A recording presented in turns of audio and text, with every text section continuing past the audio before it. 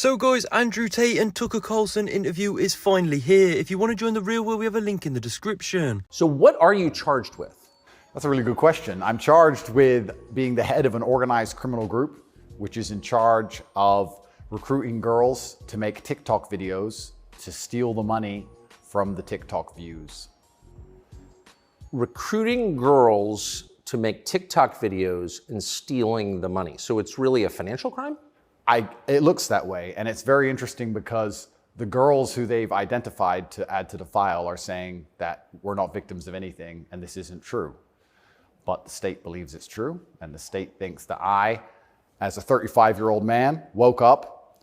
I was already extremely financially successful. I was already a father. I was already very well known. I had no financial motivation. I have no criminal record. It's not my personality profile, but I woke up at the age of 35 and decided to make girls do TikTok to enrich myself with the pennies that I would earn from TikTok views.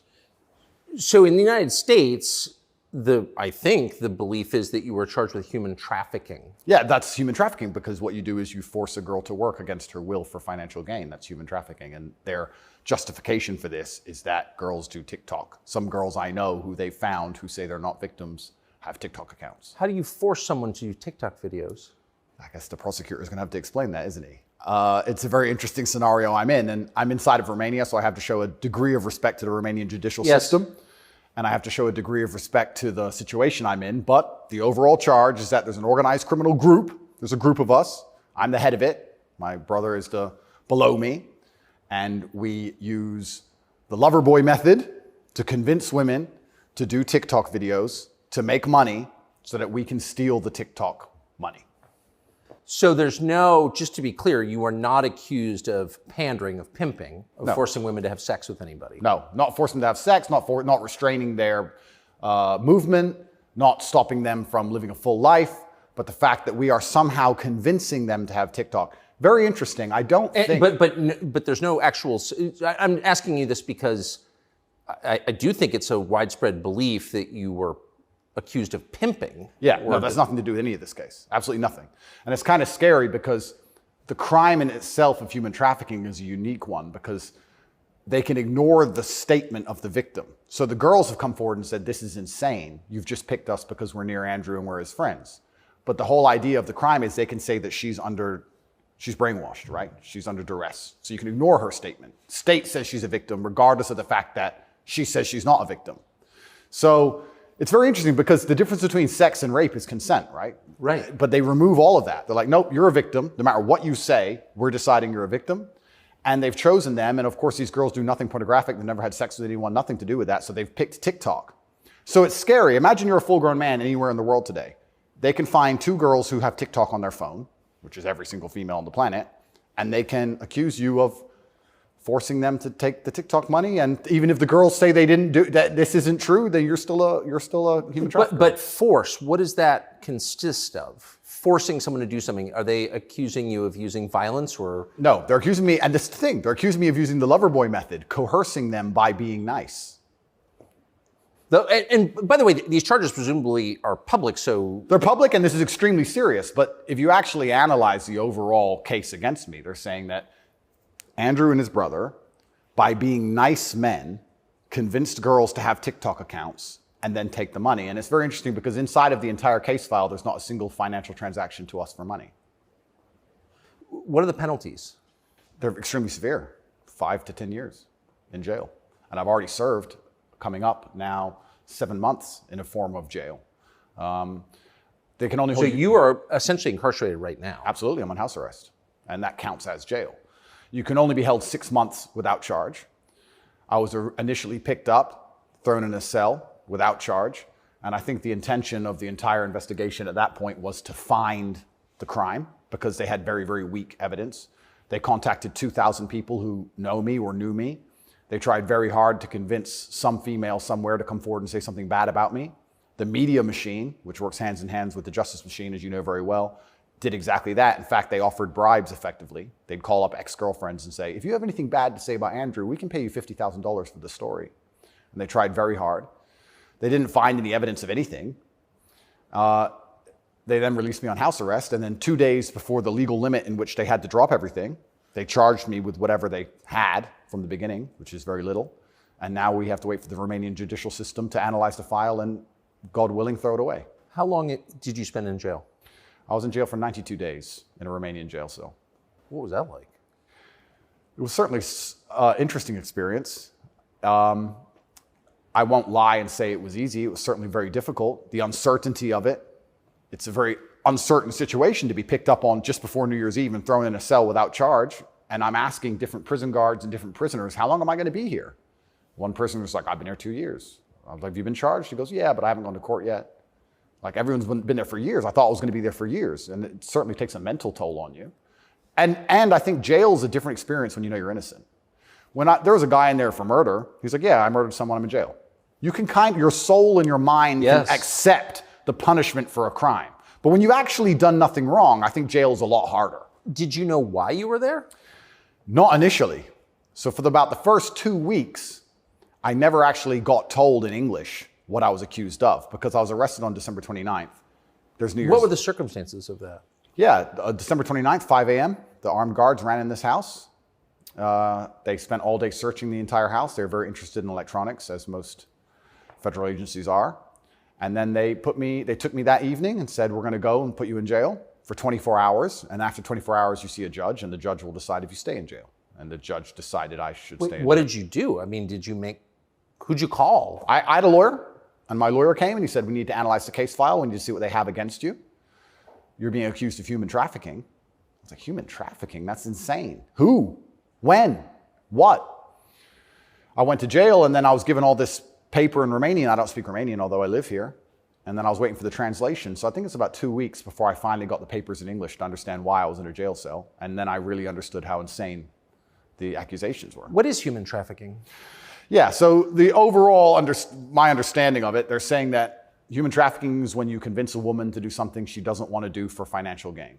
And there's different methods you can do that. You can do that through force, and you can also do that through emotional coercion. I think most people, just speaking from the American perspective, most people believe that human trafficking is effectively slavery, selling human beings. That's what I believe as well. Absolutely. And this is the thing that's so interesting. When you finally end up the enemy of the matrix and they use the legal system as a weapon to punish you for having an opinion, you realize how subjective the law is, right? Because it can be a weapon. When you have something subjective, you can just pick and choose. So if they sit and say, human trafficking is a woman doing something for financial gain against her will via emotional coercion. Well, he knows these two girls, they have TikTok accounts. Emotional coercion? Convincing her. That's what I'm accused of, because they have no proof of me doing anything wrong. So they said, he's convinced these girls to do TikTok for money. The girls have said, this is not true. And the state is denying their statement, saying, no, you're brainwashed. It is true. And I went to jail. So how is the state, so the state is trying to coerce the women. So how is the state not committing human trafficking by the same definition? Well, absolutely. It's very interesting. It's very interesting that you can sit someone down and tell them they're a victim when they say they're not a victim. You're a victim of being coerced, and we're going to try to coerce you into conceding you're coerced. Exactly. It's a very interesting scenario. And okay. Yeah, and it's a very interesting scenario. And it's up until this point, no judge has looked at the evidence of the case. So up until this point, I've been to court a bunch of times. But the only reason I was in court was to discuss my preventative detention. So under Romanian law, if you being free can impede the investigation, you should stay in jail. So the judge agreed that, yeah, maybe if he's free, he can damage this investigation because they're trying very hard to get something on this guy. So I've done a bunch of jail time. And now it just begins. The judge is going to look at the case. And like I said, God willing, I still have enough faith in the Romanian judicial system that she's going to look at this and go, this is not a crime. You're aware of the media coverage of this, however. So you're in jail for 90 days or more, and the rest of the world is talking about you. Do you know what they're saying? They're saying very heinous things, and I would hate to come across as a conspiracy theorist, Tucker, but I kind of have a feeling that this might be something to do with my influence and an attempt to slander my name. Perhaps I'm crazy. But the fact that they chose such a heinous crime, and they reported it so heavily, and they won't shut up and keep repeating basically a slander attack day after day after day. Also considering the fact that other people who genuinely commit heinous crimes have far more favorable press coverage. I don't want you to think I'm a conspiracy theorist. Please, Tucker, I would hate for you to come here and call me crazy. Yeah. But something very strange about it, and I think when Jeffrey Epstein's friends call you immoral? Yeah. The goal of it is certainly to slander my name, and I like to see it as a litmus test. I like to see it as an intelligence test. Anybody who wakes up and looks at me and goes, he's a human trafficker because of TikTok, they're fully gone. So, but from the West, just to defend the average news consumer in the West. Sure. Andrew Tate, kind of an outlaw. Yep. Lives in some palace in Romania, wherever that is. Yep. And Romania sounds like the kind of place where human trafficking is like the main industry. A lot of it happens here. That's what's so crazy about it, right? What's so crazy is if they really wanted to find a human trafficker, I think they could probably do it quite easily. But they managed to get me. That's certainly the perception. But it's one of those charges that kind of sells itself. Oh, absolutely. And it doesn't matter if you're found guilty or not, right? You're a human trafficker forever. And but I do think that public consciousness is changing. I think with things like there's been some very large court cases recently involving some very famous people in which women were caught lying, trying to slander men's names for rape and these kinds of things. And I don't think people believe it anymore. But that scares me to a degree, because I think that the typical weapon, the standardized playbook, is now failing, and I don't know what the new playbook's going to be. It's almost like better the devil you know. That you're too famous, you're too successful, we don't like you. Call him a rapist or a human trafficker, put him all over the news, slander his name, try and wreck his life.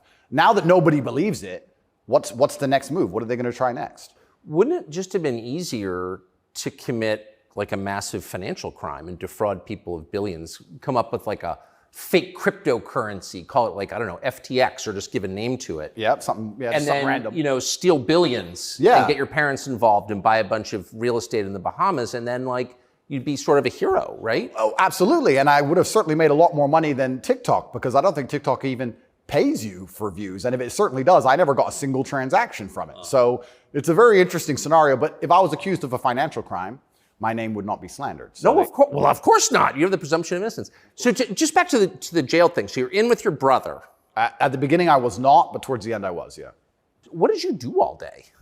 It's a good question. I looked at the wall, stared at the wall, smoked cigarettes, lots of push-ups, read the Quran. You smoked cigarettes, did push-ups, and read the Quran. Basically, yes, and certainly had some introspective moments. Tried my best to get out, tried my best to via my small phone calls, understand what's happening in the outside world.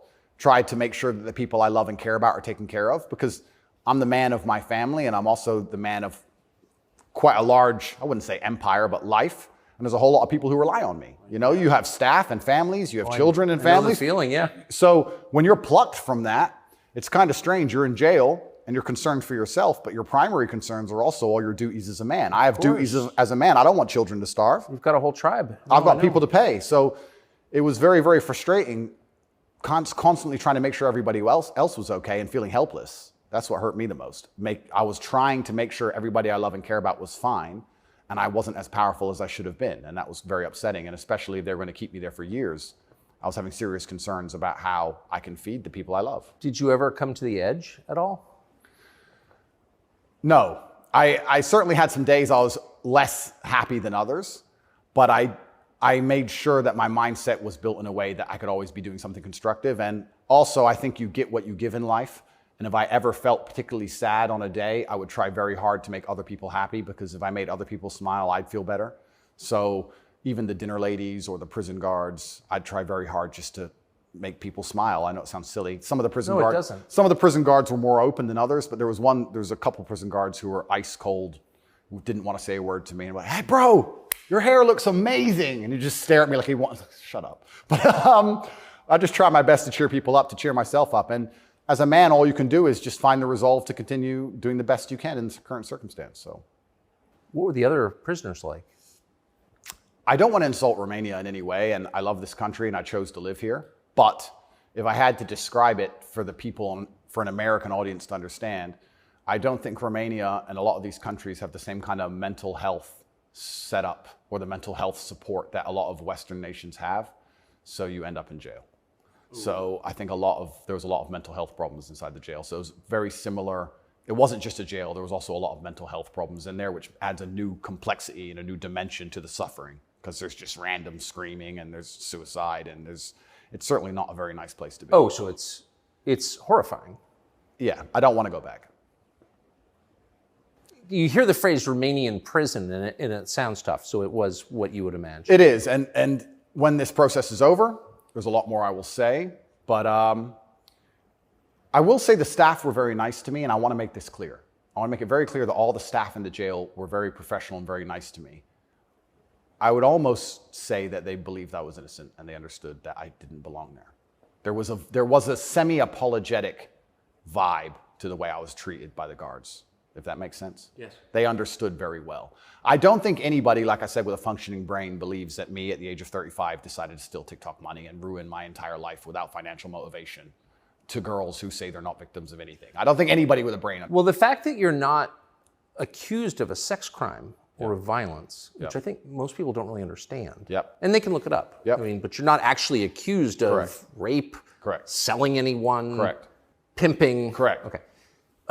That right there raises a lot of questions. Well, yeah, and this is the thing that's so interesting because I'm accused of using a method of human trafficking called the lover boy method. So how that would traditionally work is a man would meet a girl, become her boyfriend, take her to another country, turn her into a prostitute, say I love you, like pimping. Of course. But they're saying, because all my conversations with these girls are very nice, they're saying that I use the lover boy method to convince them to do TikTok. And once again, I never made a penny from TikTok, and I have no interest in girls' TikTok's accounts, and I've never made any money from TikTok in my life.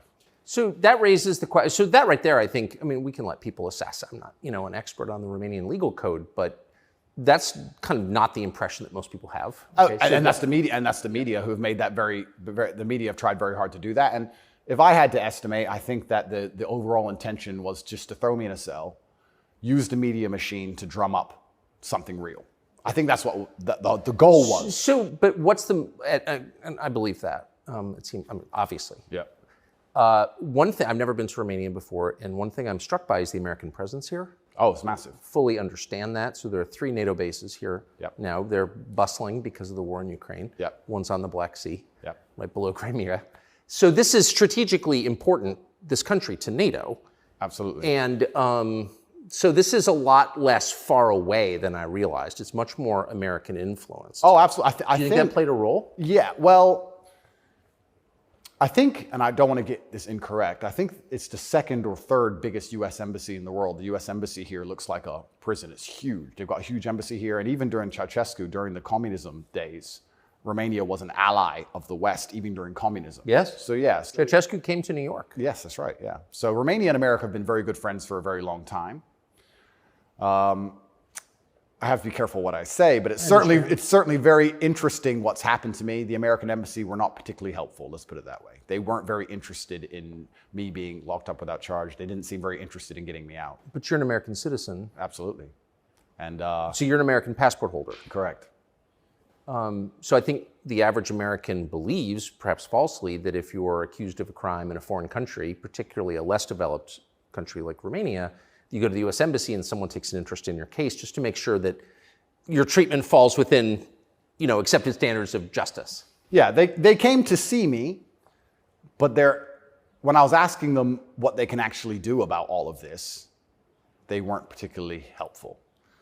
I don't want to peddle conspiracy theories, and I've heard a lot of information, etc. But I wouldn't say they sanctioned it. I don't know if they had to sanction it, but they weren't particularly interested in getting me out.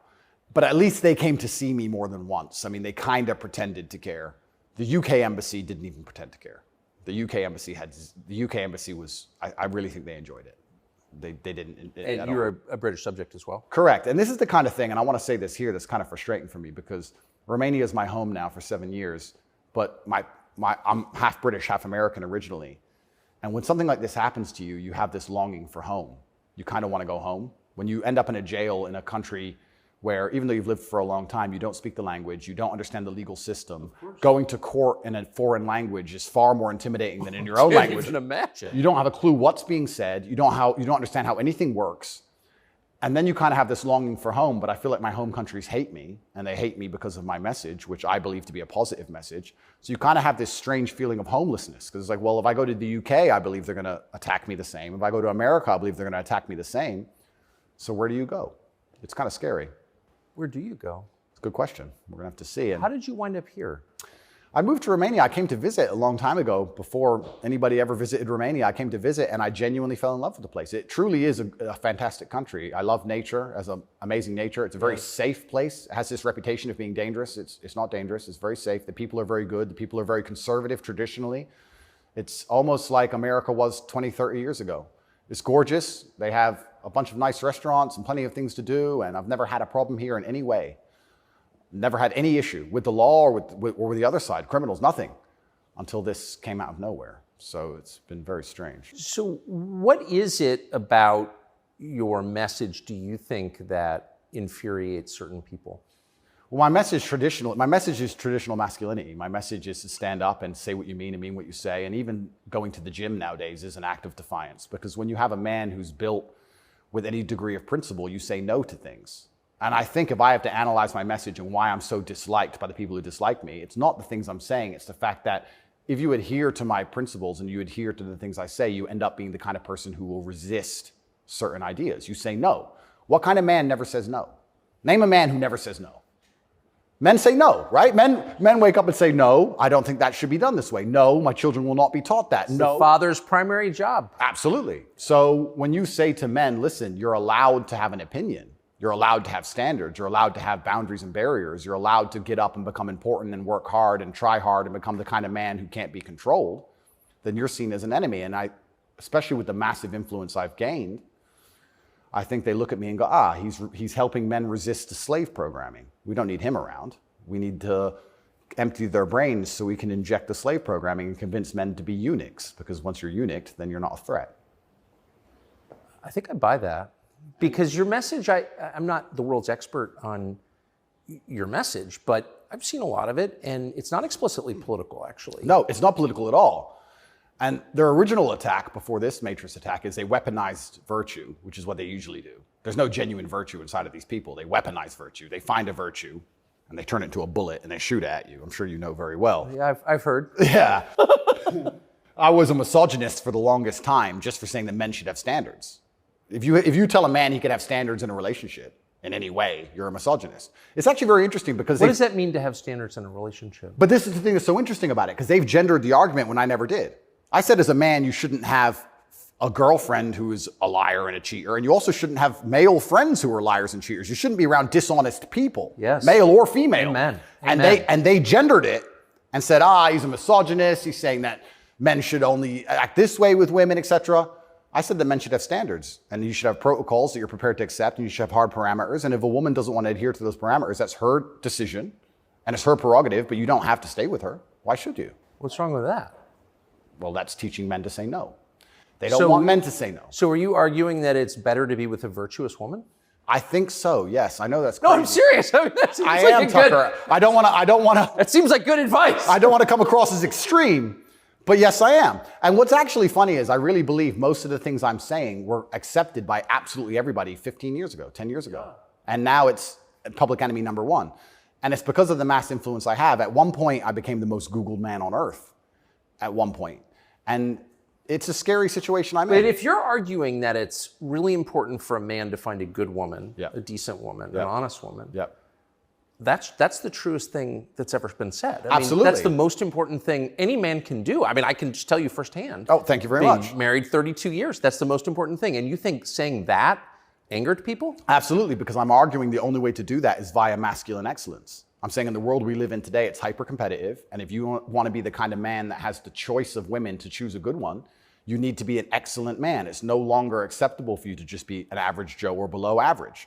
You have to get up and you have to work hard and you have to be smart and interesting and you have to be charismatic and make some money and be in good shape and you have to try very hard. And unfortunately for them, if you follow that path as a man and you become successful in those realms, you end up being the kind of person who resists enslavement. You become the kind of person who wakes up and says, no, I don't believe in that. That doesn't make sense to me. I can't imagine a better message than that.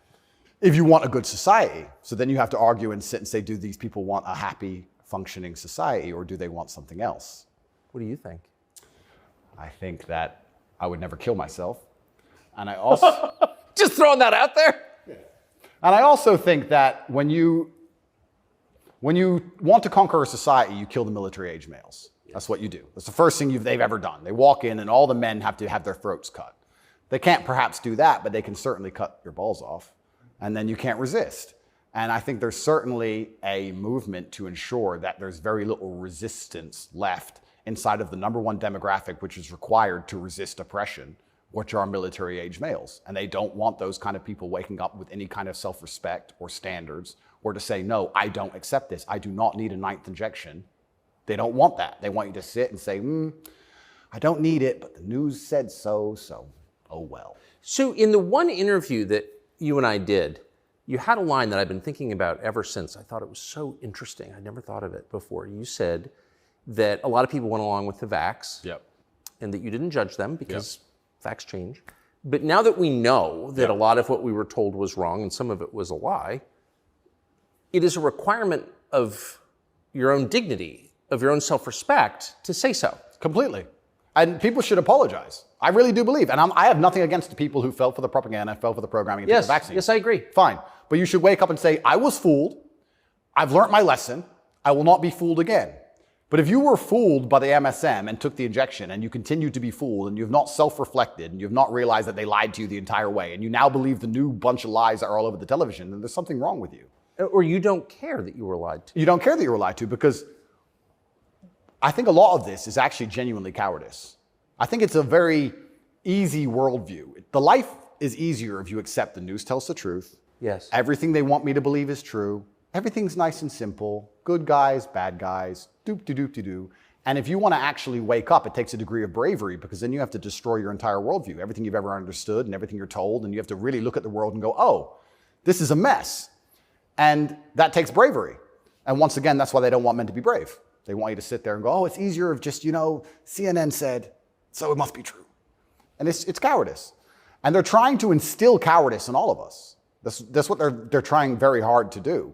And I think even just me as a person, the people who hate me, my detractors who dislike me so much, even if I say nothing, I just turn up, big, bald, strong, fast car. It's just me. I'm like the enemy to them, because I symbolize men who don't comply.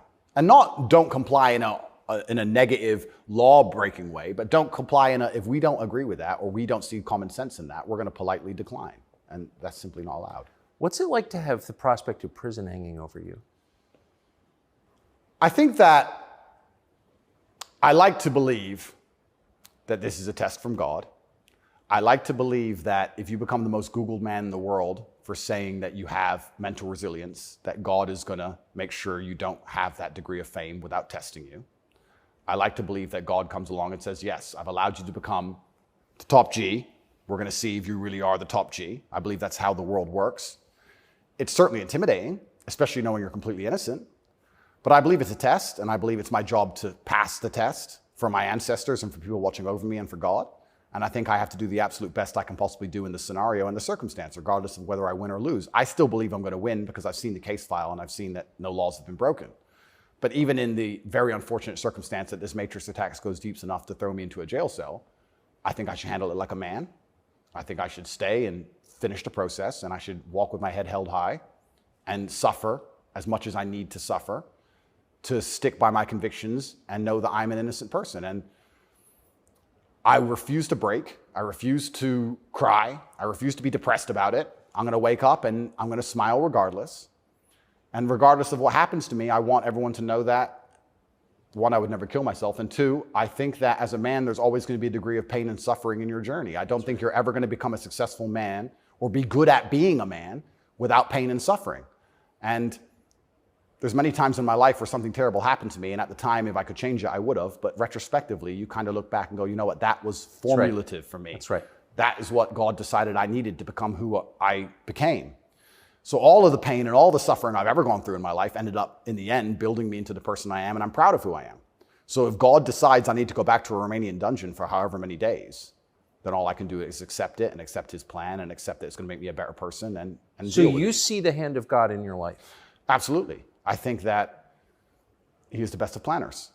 And like I said, if you retrospectively analyze all the times in life you wish you could have changed things, yes, he knew better. And I'm going to have to accept that. When did you conclude that? I guess I always kind of knew. I was atheistic for a while when I was younger. But as you get older, you start to look at the world and understand that the thing for me was actually, I guess, a scientific principle. It was Newton's law of equal and opposite force. If there is evil in the world, and I'd like to think we both agree there certainly is, yes, there has to be an equal and opposite force, which is good. And I would like to think that that is God.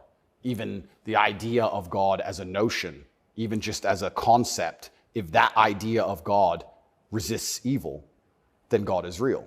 If you have two islands, you have two people, let's say a ship crashes, and you have two people who swim to two different islands, and one island they're atheists, savages, and they rip you apart.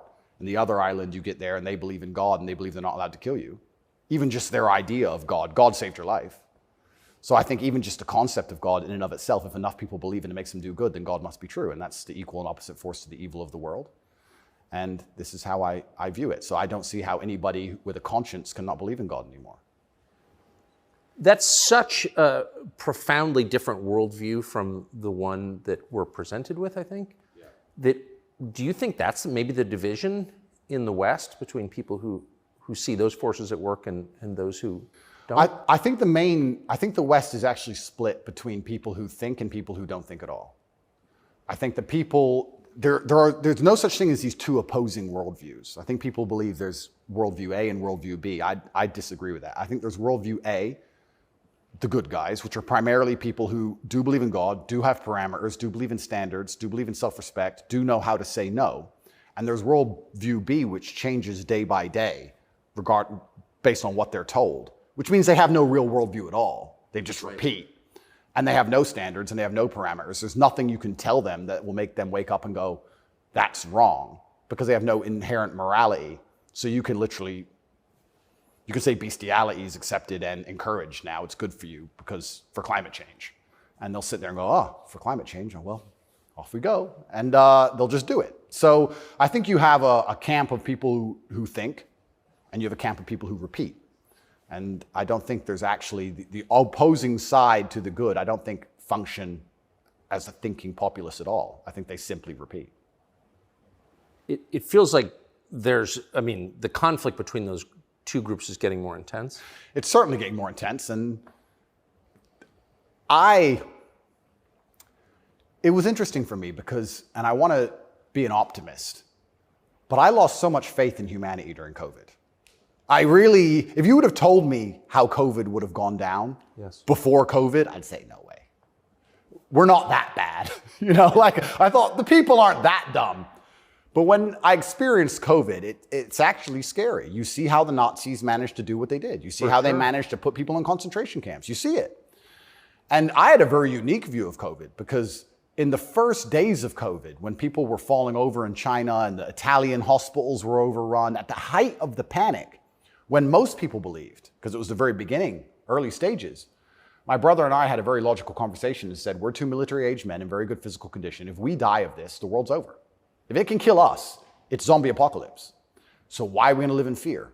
So we found the only two countries that were open, which were Sweden and Belarus. We had just been to Belarus. This is before the Ukraine war. We'd just been there. We decided to try Sweden.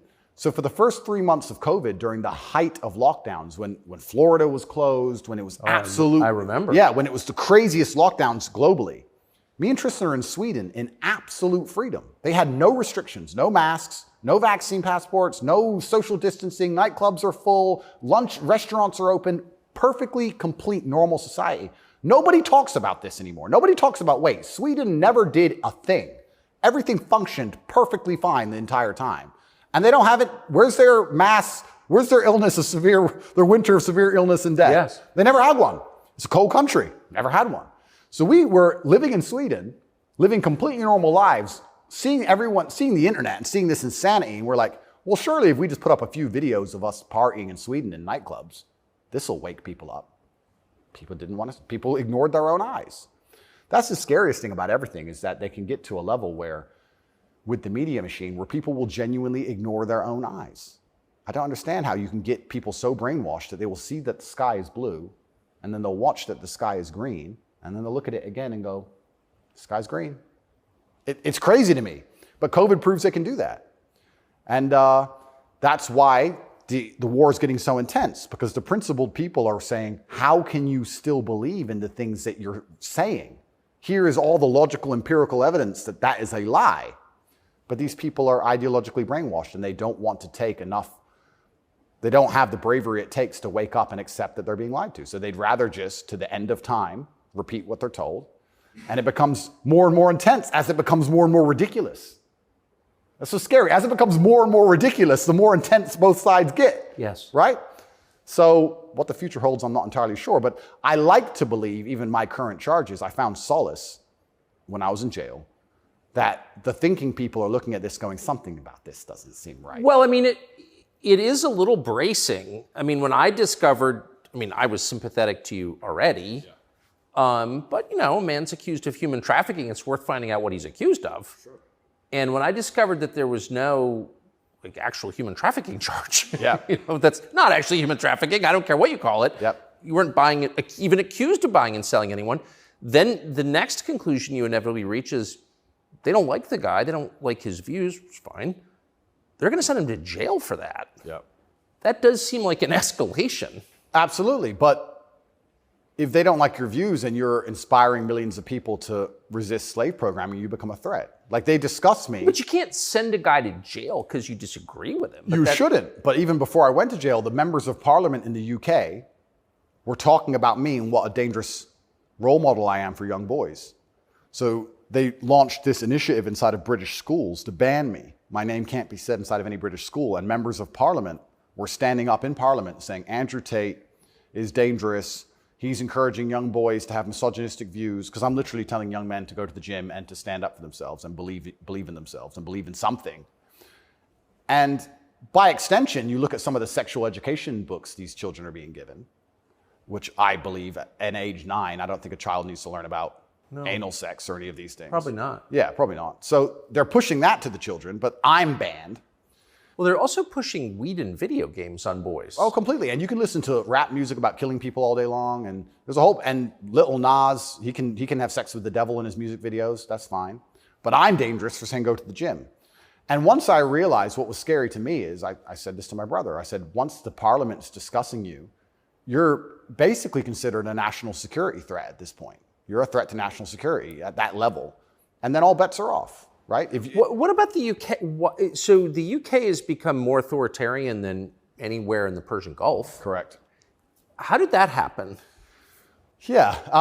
And it's, like I said, it's very interesting because people still, the people in Camp B who don't think, a lot of them believe that the law is fair. I've had people say to me, oh yeah, what they're doing to you is garbage. You need a lawyer. So yeah, I do need a lawyer, and I do have a lawyer. Thank you. But it's not that simple, unfortunately. The law is very subjective. And if they want to attack you with it, they're going to do a very good job of attacking you with it. And that's what the UK does. The UK have these laws which are extremely subjective, and they can use it as a weapon to basically silence anyone they decide. But or why? hurt anyone they decide. England is the birthplace of free speech, Completely. of habeas corpus, of kind of framework of liberal democracy that we thought we believed in. Yep. And now it's a country where people are arrested for praying. Well, what happened? Good question. And there's a saying that I heard, and I don't know who said it, but he said that a sick country adopts laws like a dying man will try medicine. And I think that the UK is failing in real time. If you look at it in any metric, whether it's living standards, whether it's crime rate, any metric you can measure the success of a country by, it's fallen off the cliff. It's becoming more and more expensive to live there. The education system's gone down the pan. London is the stabbing capital of the world. You're not safe to leave your house. So their answer to this is just more and more and more laws. And unfortunately, as they do that, they're not even intelligent enough to actually attack the people who are doing genuinely bad to the world. They just make more and more authoritarian laws, and they end up using them to attack the people that the government doesn't like. And I ended up being one of them. And I think Europe in general has problems. If you look at France as we speak, I think it's on fire, isn't it? Most of it? It is. Yeah. So they have issues, and their answer, what's a government's solution to anything? Law. What can a government do? No matter what. But they're not laws that are aimed at fixing the problem that's right in front of them. No, they're laws aimed at fixing the person who's talking about the problems. So why don't you get rid of the guy who tells everybody? Isn't that easier, Tucker? Why fix any of this? If we just shut him up, They won't know. No, but that's like responding to a heat wave by breaking your thermometer. Completely right. That's the plan. Insane. Plan one is to break the thermometer. We might deal with the heat wave a bit later. But Get air conditioning. No, let's break the thermometer. For now, there's too many people talking about the heat wave. So let's just break that. And then later on, maybe when we have time, we'll do something about the actual issue.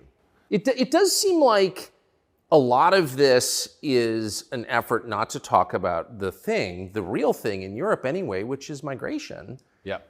And the UK, formerly known as England, and France have both been completely changed by people from other countries. Yep. And who I'm sure have added good things too. I mean, I'm not, you know, but they've changed them. And in general, they're not better countries. And like, why can't anyone admit that? But this is what's really interesting to me about what's happening, because we're talking about masculinity and men who say no and men who stand up.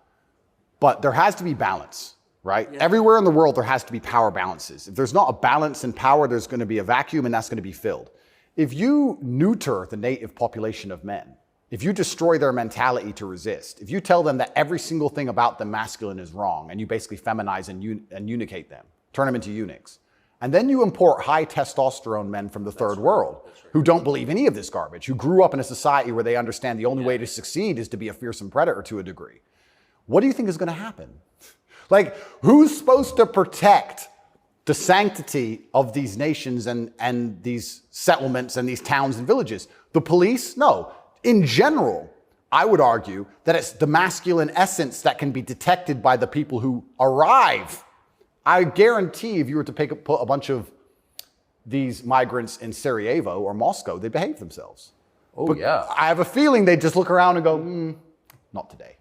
But when you neuter the native populace, then it's like, well, there's a power vacuum. And when there's a power vacuum, what do we expect to happen? So that's what are the French going to do about it? What's your average Englishman going to do about it? Nothing. And that's the thing. And that makes you wonder, is this purposeful? Like, why these two actions of neutering the native populace and importing these high testosterone third worlders are so at odds with each other. Is this purposeful? I'm not sure, but has anyone considered this? So yeah, it's interesting because you talk about these are huge and intentional trends, and I mean they're historically transformative trends. They're a big deal. And so they're probably not happening by accident, right? There's got to be some intent. How could there not be? That's right. And how do they expect all of this to end? And this is exactly what's happening with migration. The problem with migration specifically is that there's no native masculine populace to enforce any degree of culture or boundary or parameter. And like I said, I would argue the point, and I've been to Sarajevo and I've been to Moscow, I've been to these places and I've seen there's a whole bunch of migration and everybody seems to just behave a little bit differently. And I think that's because people understand. That men live here? That men live here. Yeah. If you turn up in someone's house and their house is pristine, you're probably going to take your cup and you're going to go put it in the kitchen. But if you turn up in somebody's house and it's a fucking mess and nobody respects the house and nobody cares and the man is drugged out of his mind, half asleep on the couch, what are you going to do with your cup? You're going to leave it there. You don't give a shit. If you turn up to the Western world and look at it. Then you're going to hit on his wife. Absolutely. So what do we expect to happen in these scenarios, right? And it is purposeful and it is scary that even me just telling men to go to the gym is seen as an act of defiance to the point where I have to be punished. I must go to jail. I must be silenced. Thermometer must be broken. If at the end of all of this, no matter what happens, do you plan to stay in Romania? I love Romania. I love this country. And if I am found not guilty, I will stay in Romania, yeah. I will still stay here. I don't believe in running away. I also believe, and perhaps this is... Yeah, I didn't even want to ask you that because you've got a legal case pending, but I mean, presumably you're rich enough to run away when you haven't. Correct. I'm not going anywhere. I think if I was anywhere in the Western world, this would have happened to me. I don't think this is Romania's fault. Let's put it that way. I don't think this is Romania's fault. I think if I resided in Switzerland or France or Italy, the same thing would have happened. Yeah. From knowing what I know. I think it was going to happen to me regardless. And I think I do have a large amount of sympathy, especially amongst the Romanian population. I get thousands of messages a day from Romanians apologizing to me. Yeah. I think the people here actually like me. My waiter at lunch yesterday is one of them. He wanted you to know, yeah. Oh, amazing. This is what I mean. Everyone understands what's happening. My problem is not with Romania. I don't hold any personal grudges against Romania. I think that this Matrix attack was going to come to me. Basically. What is the Matrix? Good question. I guess some Americans call it the deep state, but I like to look at it in a more global way. When I say the Matrix, I think there are certain agendas which are being pushed. I think the media machine and the judicial systems of the world work together hand in hand. I think the goal is to control people's minds to a point where they don't discuss anything that's important. The reason I use The Matrix is because I've watched that movie a few times and it has so many similarities to the... Have you seen the movie? No. You've never seen the movie The Matrix? No, I don't watch any movie. Tucker. I don't want to talk about it on camera. No, I'm very dyslexic and it's hard for me to watch video. Got it. Honestly. Understood. But there's so many similarities, and the basic premise is that humans' minds are controlled and put inside of a false reality so that their body heat can be manifested for the machines. And I don't think it's much different to reality. Our minds are controlled. We're put in a false version of reality. We're told things that aren't true. We're arguing over things that don't matter. We're observing a false version of events. And the goal of it is just to distract us long enough for our bodies to be used for the machines, the soulless. And I think it's pretty similar. Pretty similar, striking similarities.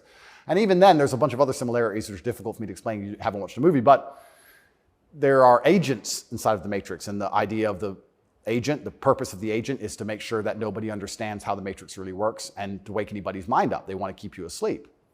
And any person can become an agent at any time. If they're not unplugged, if their mind is not free, they can become an agent, and their job is to keep you asleep. And you see agents all the time. COVID awoken me to agents. When I would sit and talk to somebody and they seemed perfectly rational and normal, until I mentioned COVID, and then they'd fully change. No, it's dangerous. No, what do you mean? What do you mean? Are you crazy? My grandma got sick. And they became an agent instantly and started repeating the news to me. And I was like, your grandma got sick. How old is she? 97? Interesting. Oh, I better lock myself in my house then. Dumbass. So agents exist and the Matrix exists, and I think most people's version of the world is a false one. The idea and the world that most people have in their mind and how society functions and how all these things function, I genuinely believe is completely false. I think they've all been lied to. I don't think anybody understands how any of the world works. And I try and use some very simple, very simple analogies to wake people up. I said to one of my friends once, I said, if me and you could play video games for $10,000 and you could cheat, would you cheat? He goes, well, no. I was like, if I was whooping your ass and it was 10 grand a game and you could cheat, would you cheat? He goes, yeah. I was like, all right, so you accept that people cheat to win in a video game for a menial amount of money. You think they're not going to cheat for something that matters? Yeah. I think this they're not going to cheat for something important? You understand what I'm saying? Oh, yeah. Yeah. So, how about to get the most important job in the world, President of the United States? I would never kill myself. I mean, people kill each other over insurance fraud. You don't think, right? Yeah. Yeah. So when you actually understand how the world really works, what was really interesting? I remember there was this big military coup in, was it Myanmar or Burma? One of these, there was a big military coup like a year ago or something. And nobody really cared. They mentioned it on the news a little bit. And I looked at it and I looked into it. And they were talking about how the two political parties were almost 50-50. And then in the 90s, something changed. And now one political party just smokes the other one. And the military took over to restore democracy and all this stuff. It was very interesting, the voting machines they used. Really interesting, something to look into. A lot of countries like that. Philippines, also true.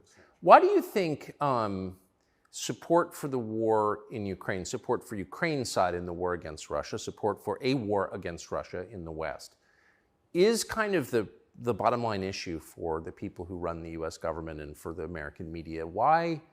I mean, I guess you could argue about it, but there isn't an argument about it in the United States. There's a position, and anyone who doesn't hold it is attacked and punished. Why? Why is that so important? Well, the first thing I think we should all do is I think we should all give Putin credit for curing COVID, right? Because when his invasion happened, COVID went away. So thought about that. Think about it. It's almost to the day. So we have to give him some credit at least for doing that. He may be the bad guy of the world, but at least he cured COVID for everybody, nearly instantly. Fair. Thank you, President Putin. I, up until this point, never really commented too heavily on politics. Yes. But I understand very well, I like to believe what's happening with Ukraine and Russia.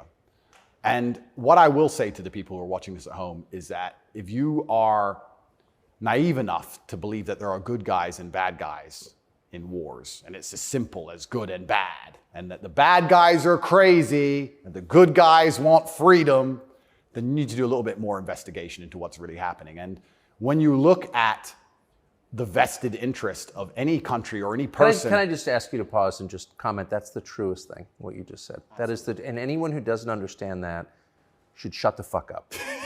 And I mean it. Having seen war, anyone who's telling you that it's Churchill versus Hitler is an idiot. Well, I'll give you an example. When my father was still alive, Excuse me. Yeah, no, it's true. When my father was still alive, my father died 6 or 7 years ago. I was a lot younger. The war in Afghanistan was going on. He died 6 or 7 years ago. How old was he? 56. Oh gosh. Yeah, he died. But the war in Afghanistan was going on. And I remember asking my dad, saying, why do the Taliban even fight and resist the American war machine? They don't stand a chance. Like, why are these terrorists even fighting against the American war machine? And my dad said, they're fighting for their way of life. They want their wife, and they want their children, and they want their society and their language, and they don't want pride flags, and they don't want American bullshit, and they don't want to be told what to do.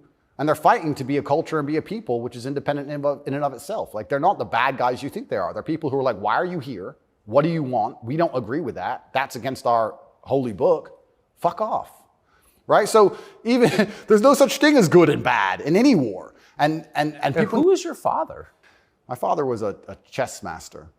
He worked for the CIA when he was a linguist for the CIA, and then he was American. He was discharged, and for a story I won't tell, but he was a chess master, and it's very interesting. I encourage people to look at his Twitter. He still has Twitter @Tate Terrific, and everything he was talking about 11 years ago is so important now.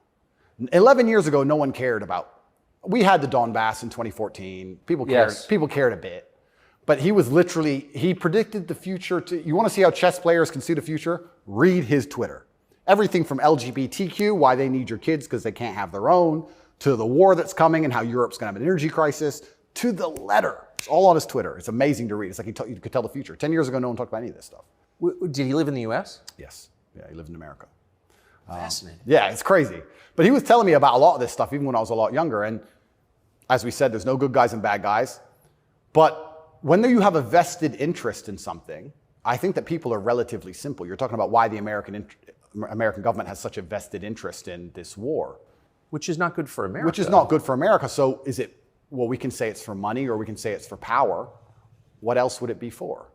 What, is it really for freedom and democracy? Well, I think that's already been destroyed by Zelensky, hasn't it? So yes.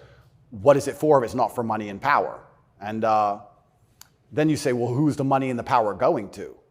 These are logical conversations. It's a very logical thought process. I agree. You know, wouldn't it be interesting to say, okay, I woke up, I'm an American. I would never kill myself. I woke up, I'm an American. Why does America care? Well, I guess it's for money or power. There's no other reason. Okay, well, America wants to be a rich, powerful country. That's fine. Is the money and power going to America, or is it going to a select few individuals? Are those select individuals interested in me and my life? Do they care about benefiting me? Do I need to support the power grab of these select few individuals? Is that going to be a smart move for me to make, for me to have the best possible human experience? This is a very logical thought process. Yes. People don't seem to think anymore. They believe that there's a good guy and there's a bad guy, and one team's completely good and one team's completely bad. One team's crazy. They often use the word crazy because to be completely bad, you have to be crazy, right? So you're crazy. He's crazy, just for no reason. Reasonless. It's insanity. I don't know if you saw Lukashenko with the BBC. Did you ever see that interview? No. Oh, brother. Please watch it. The way he destroys the BBC. I thought I did the best job, but I take second place. Amazing, amazing. But yeah, and you just have to be critically thinking. And then after you're critically thinking, you have to be brave enough. And this is the real pandemic of the world, is cowardice. You have to be brave enough to look around you and realize, everything was a trick. Everything was a lie. But why not be a coward? I mean, it's just a lot easier, right? Well, it used to be.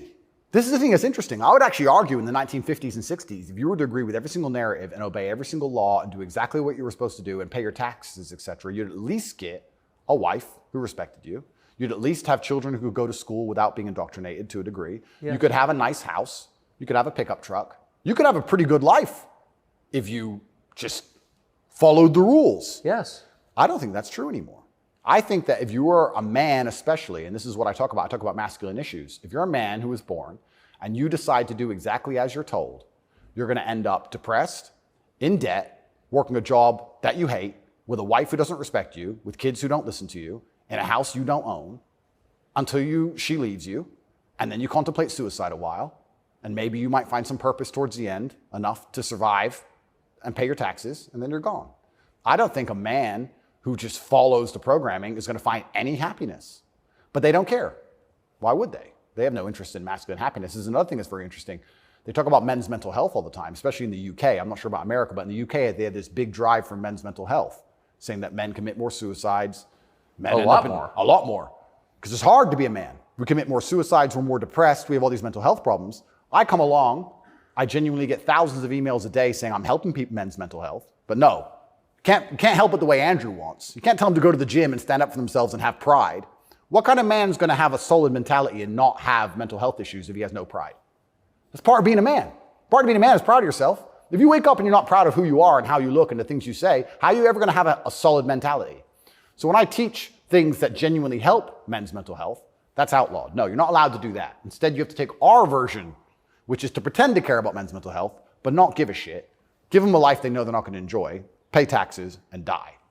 And men are the backbone. And medicate them. And medicate them. Medicate them long enough to keep working. The same way as we medicate farm animals. Just a bunch of injections. Yeah, just keep them alive long enough to get the milk. Milk's gone. Chop the head off. Boom. They need to put you in prison. They're trying. Yeah. I can see why. They're trying. And it's scary. A lot of people, but then what do? Do I just shut up? No. You don't think so? No, you can't shut up. I mean, because in the end, your self-respect, your dignity is the only thing. That's right. And this is what people don't understand. People say, Andrew, why are you fighting this war? And they don't understand that war is certain. You either fight war against injustice and you fight war against the things you know that are wrong and you feel good inside of yourself, or you accept the slave programming and fight a war with your own mind. You have to fight something. Yes. I can shut up and believe what I'm told in the news, but then why am I so unhappy all the time? Why am I depressed? Why does my life suck? Why does my woman ignore me? Why do my children not respect me? You're fighting a war, then you're fighting a war with your own mind. I'd rather have all of me on side and fight against what I know is genuinely evil. You can't escape the battle. The battle's here for all of us. So I've made my decision, and that's why I can't be quiet, because you just said I would lose my self-respect, and I'd lose my dignity, and I don't think I can function that way as a man. And I don't think any man should be able to function without self-respect and dignity. The reason men died on the Titanic was for self-respect and dignity. They went into the icy cold water and died because they would feel honorless if they jumped on the boat and left the women to die. That's right. So when you have self-respect and dignity, you have a hard parameter, and you'll do things which are deemed crazy or insane because you believe in them and you stick up for yourself. And that's why they don't want men to have self-respect and dignity. Rather be a free man in your grave. Absolutely. So I can't be quiet, and I'm going to say what I believe is true. And I genuinely believe I'm helping the world. I think that any young man who is a follower of mine, I will argue there's no influencer on the planet besides me who is genuinely benefiting their life. I know you're not big on the internet. I look at these other streamers and these other influencers. They play video games all day. They smoke weed on stream. They talk garbage. It's a bunch of drama back and forth like girls. I'm the only influencer or streamer who's genuinely talking about making money, because you need to have money to escape the matrix. It's very hard to resist enslavement when you have to pay the bills. Getting physically strong, because a strong body is a strong mind. Standing up for yourself. Self-motivation. All these things. I'm talking about genuinely positive things. Very few people are. And I think that is an extremely important message that needs to be told. And I'm not going to stop doing it because I know I'm genuinely helping the world. And they're going to try and punish me for it for the rest of my life. I think this is just beginning. And I think when I beat this case, which I believe I will beat, I think something else is going to come. And it's kind of scary because I am a little bit afraid and a little bit intimidated by the incompetence of my enemy, because their standardized playbook is now failing in real time. The standardized playbook is the media attack, the lie, and it's not working anymore. And it got me a little bit worried about what the next move is. You used to just be able to lie about a guy all over the news and you win, right? But now it's like, shut up. So now what? I don't know. And that's what's kind of scary in my scenario, because nobody's going to believe any of the crap they print about me. Nobody believes it. Nobody believes it. Whenever I do an interview with the Matrix media, nobody believes it. They have to turn the comments off because everyone in the comments are just ripping them apart. Well, you do seem very sad on the verge of killing yourself, are you? Absolutely not, really not. I never would. And that's what You said that, I know. I have to keep saying it. I have to keep saying it because it's scary, right? But I believe you get 3 lives. I think they cancel you initially. And then when that fails, they try and put you in jail without a reason. And if that fails, there's only one option left after that. That's right. So I'm in a very scary scenario. But I guess the same as the men on the Titanic just couldn't get on the lifeboat. I just can't stop saying what I believe to be true. If a young man comes to me and says he's depressed, I'm going to tell him how to become a kind of man who's proud of himself. And if that makes him the kind of person that resists slave programming, I'm always going to be public enemy number 1. You've said depression isn't real, or it's not, as the way we describe depression isn't accurate. What do you think of depression? When I say depression isn't real, that really upset the world, especially the liberals, because they all live on medication, right? When I say depression isn't real, I'm saying that because I don't believe in things that can take away power from me. If I believed in depression, I would have been depressed in jail. But I can't be depressed if I don't believe in it. If you don't believe in ghosts, how can you be haunted? You have 2 people in a haunted house. One believes in ghosts, one doesn't. There's a knock in the night. One wakes up, calls an exorcist, is terrified, looks for a ghost. The other guy doesn't believe in ghosts. Knock in the night, goes back to sleep. It's the belief in the ghost that gives it the power. If I don't believe in depression, I believe in feeling depressed. Sure, we're humans, we have emotions. Sometimes we feel depressed, sometimes we feel happy. I don't believe in the idea of becoming a depressed person who has depression. I don't believe in that. I don't think that's possible for me. So if I don't believe in it, how can it happen? I don't believe in depression. So why would I not adopt the mindset that makes me the most capable predator I can possibly be? Why not adopt the mindset that makes me as competent and as fearsome as possible? If you have to install software in your own mind, why would I not install software that makes me capable of not only driving a Bugatti and flying on private jets, but sitting in a Romanian dungeon covered in cockroaches? I need to be able to do all of it. So why would I believe in something that made me incapable? I don't believe in depression because I think that even the belief in and of itself, when you feel depressed, you'll start to consider, maybe I have depression. Then you go see a psychiatrist who tells you you have depression. Then they want you on pills. It's the belief that goes down the spiral. If I feel sad, I go, I'm depressed today, I'll be fine tomorrow. So why, I suspect you're right, or what you're saying is pointing toward truth. That's my personal view. But even if I disagreed with you, I disagree with you. Why is that so offensive, what you just said? Well, that's what's interesting, because when I said depression wasn't real, the number of people who would attack me defending depression, this is what I didn't understand. Right. You say depression isn't real, but depression's ruined my life, and it's super real, and it ruined my life, and I lost my marriage. I'm like, if I told you it wasn't real, you should be coming to me saying, tell me how it's not real. Please help me with my depression. Why are you trying to convince me that it's real? Why are you sticking up for it? And why are you defending depression? And why would I adopt the thinking of someone who's sad? Why would you're going to convince me to take your worldview. You just told me your wife left you, you're fat, and you want to kill yourself. And you want me to sit here and go, with my perfect life, and go, you know what, I want to think like this guy. You're out your mind. I don't believe in it. And because I don't believe in it, it's made me the kind of person who can't become depressed. And the reason they don't like me attacking that is because depression is a fantastic way to subdue a population, right? If everybody's depressed, it's hard to have a revolution. You're depressed.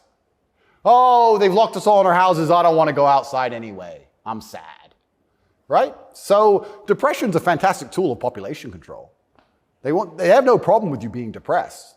They have a problem with you being the opposite, principled and energetic. No, you don't want principled, energetic people. That's a problem. A bunch of depressed people, easy. If you had to invade a country, would you rather the opposing army be principled and energetic or depressed?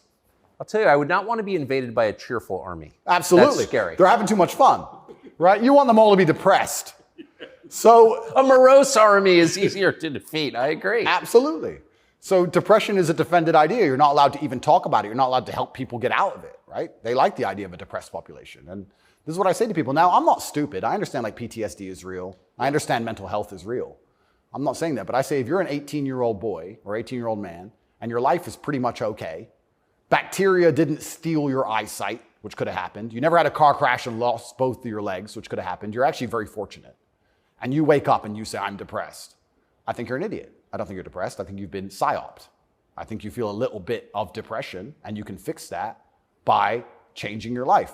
I think if you became rich and strong and smart and successful and you worked hard and you dedicated yourself and you were motivated and you tried your very, very best to become excellent, you probably wouldn't feel depressed anymore.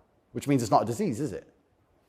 So why would you, the only reason you're even saying you have depression is because you believe in it. So you're arguing for cause and effect. You're saying if you live a certain way, you're going to feel a certain way. Absolutely. And I also would argue that I think we've evolutionarily, even though I do believe in God, I think that we've designed ourselves and the human has grown into a way where if you feel depressed or sad, I think that's a fantastic trigger or a warning signal to do something. If you were to say to me, Andrew, you have to complete this monumental task. You have to conquer the world. I would say, okay, but I need a emotional motivation to do that. I need to be unhappy having not completed the task. I need to be uncomfortable, right? If you're uncomfortable being out of shape, you'll get in shape. If you're happy being out of shape, then you're just going to stay out of shape, right? So if you feel a degree of uncomfortableness inside of your mind, I think it's just your mind telling you that something about your life needs to change. Yes. You need to get up and change something. Guys would say to me, I'm depressed because I'm fat and I have no girlfriend. And I'd say, no, you have no girlfriend and you're fat and that's why you're depressed. If you go change those two things, you'd probably be surprised that your disease goes away. I had another guy say he was going to kill himself. I said, listen, it's back when I used to reply to my emails when I was smaller. I said, make me a promise, get a six-pack first. Of beer?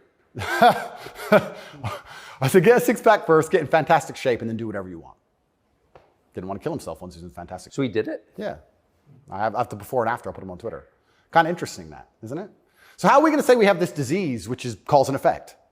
How are we going to say we have this disease where there's something wrong with you as a man, you have a disease because your life sucks? I don't think that's true. I think that your life just sucks and you should change it. And another thing I also preach, and this is another thing that's very important, I also think as a man, because life as a man is pain and suffering, and when I say that, because you're never going to be a good man or good at being a man without pain and suffering. You're going to have to go through a bunch of shit and have a terrible life to become a good man. I think you should embrace that and accept it. And I think that the correct mental model for men to have is a degree of stoicism and not to be too concerned with even how they feel. If I woke up today happy, I would have done this interview with you. If I woke up today sad, I would have done this interview with you.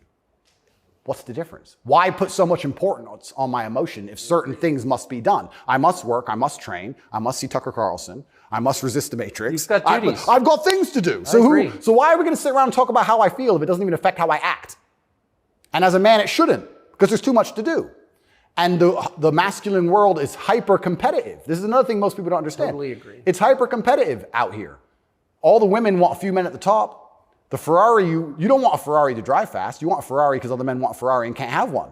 It's hyper-competitive. So if you're competing against every other man for every dollar you make, every girl you see, the house you live in, the car you drive, the life you live, you're not going to be able to compete with the person who performs regardless of how they feel if you only compete when you feel like competing.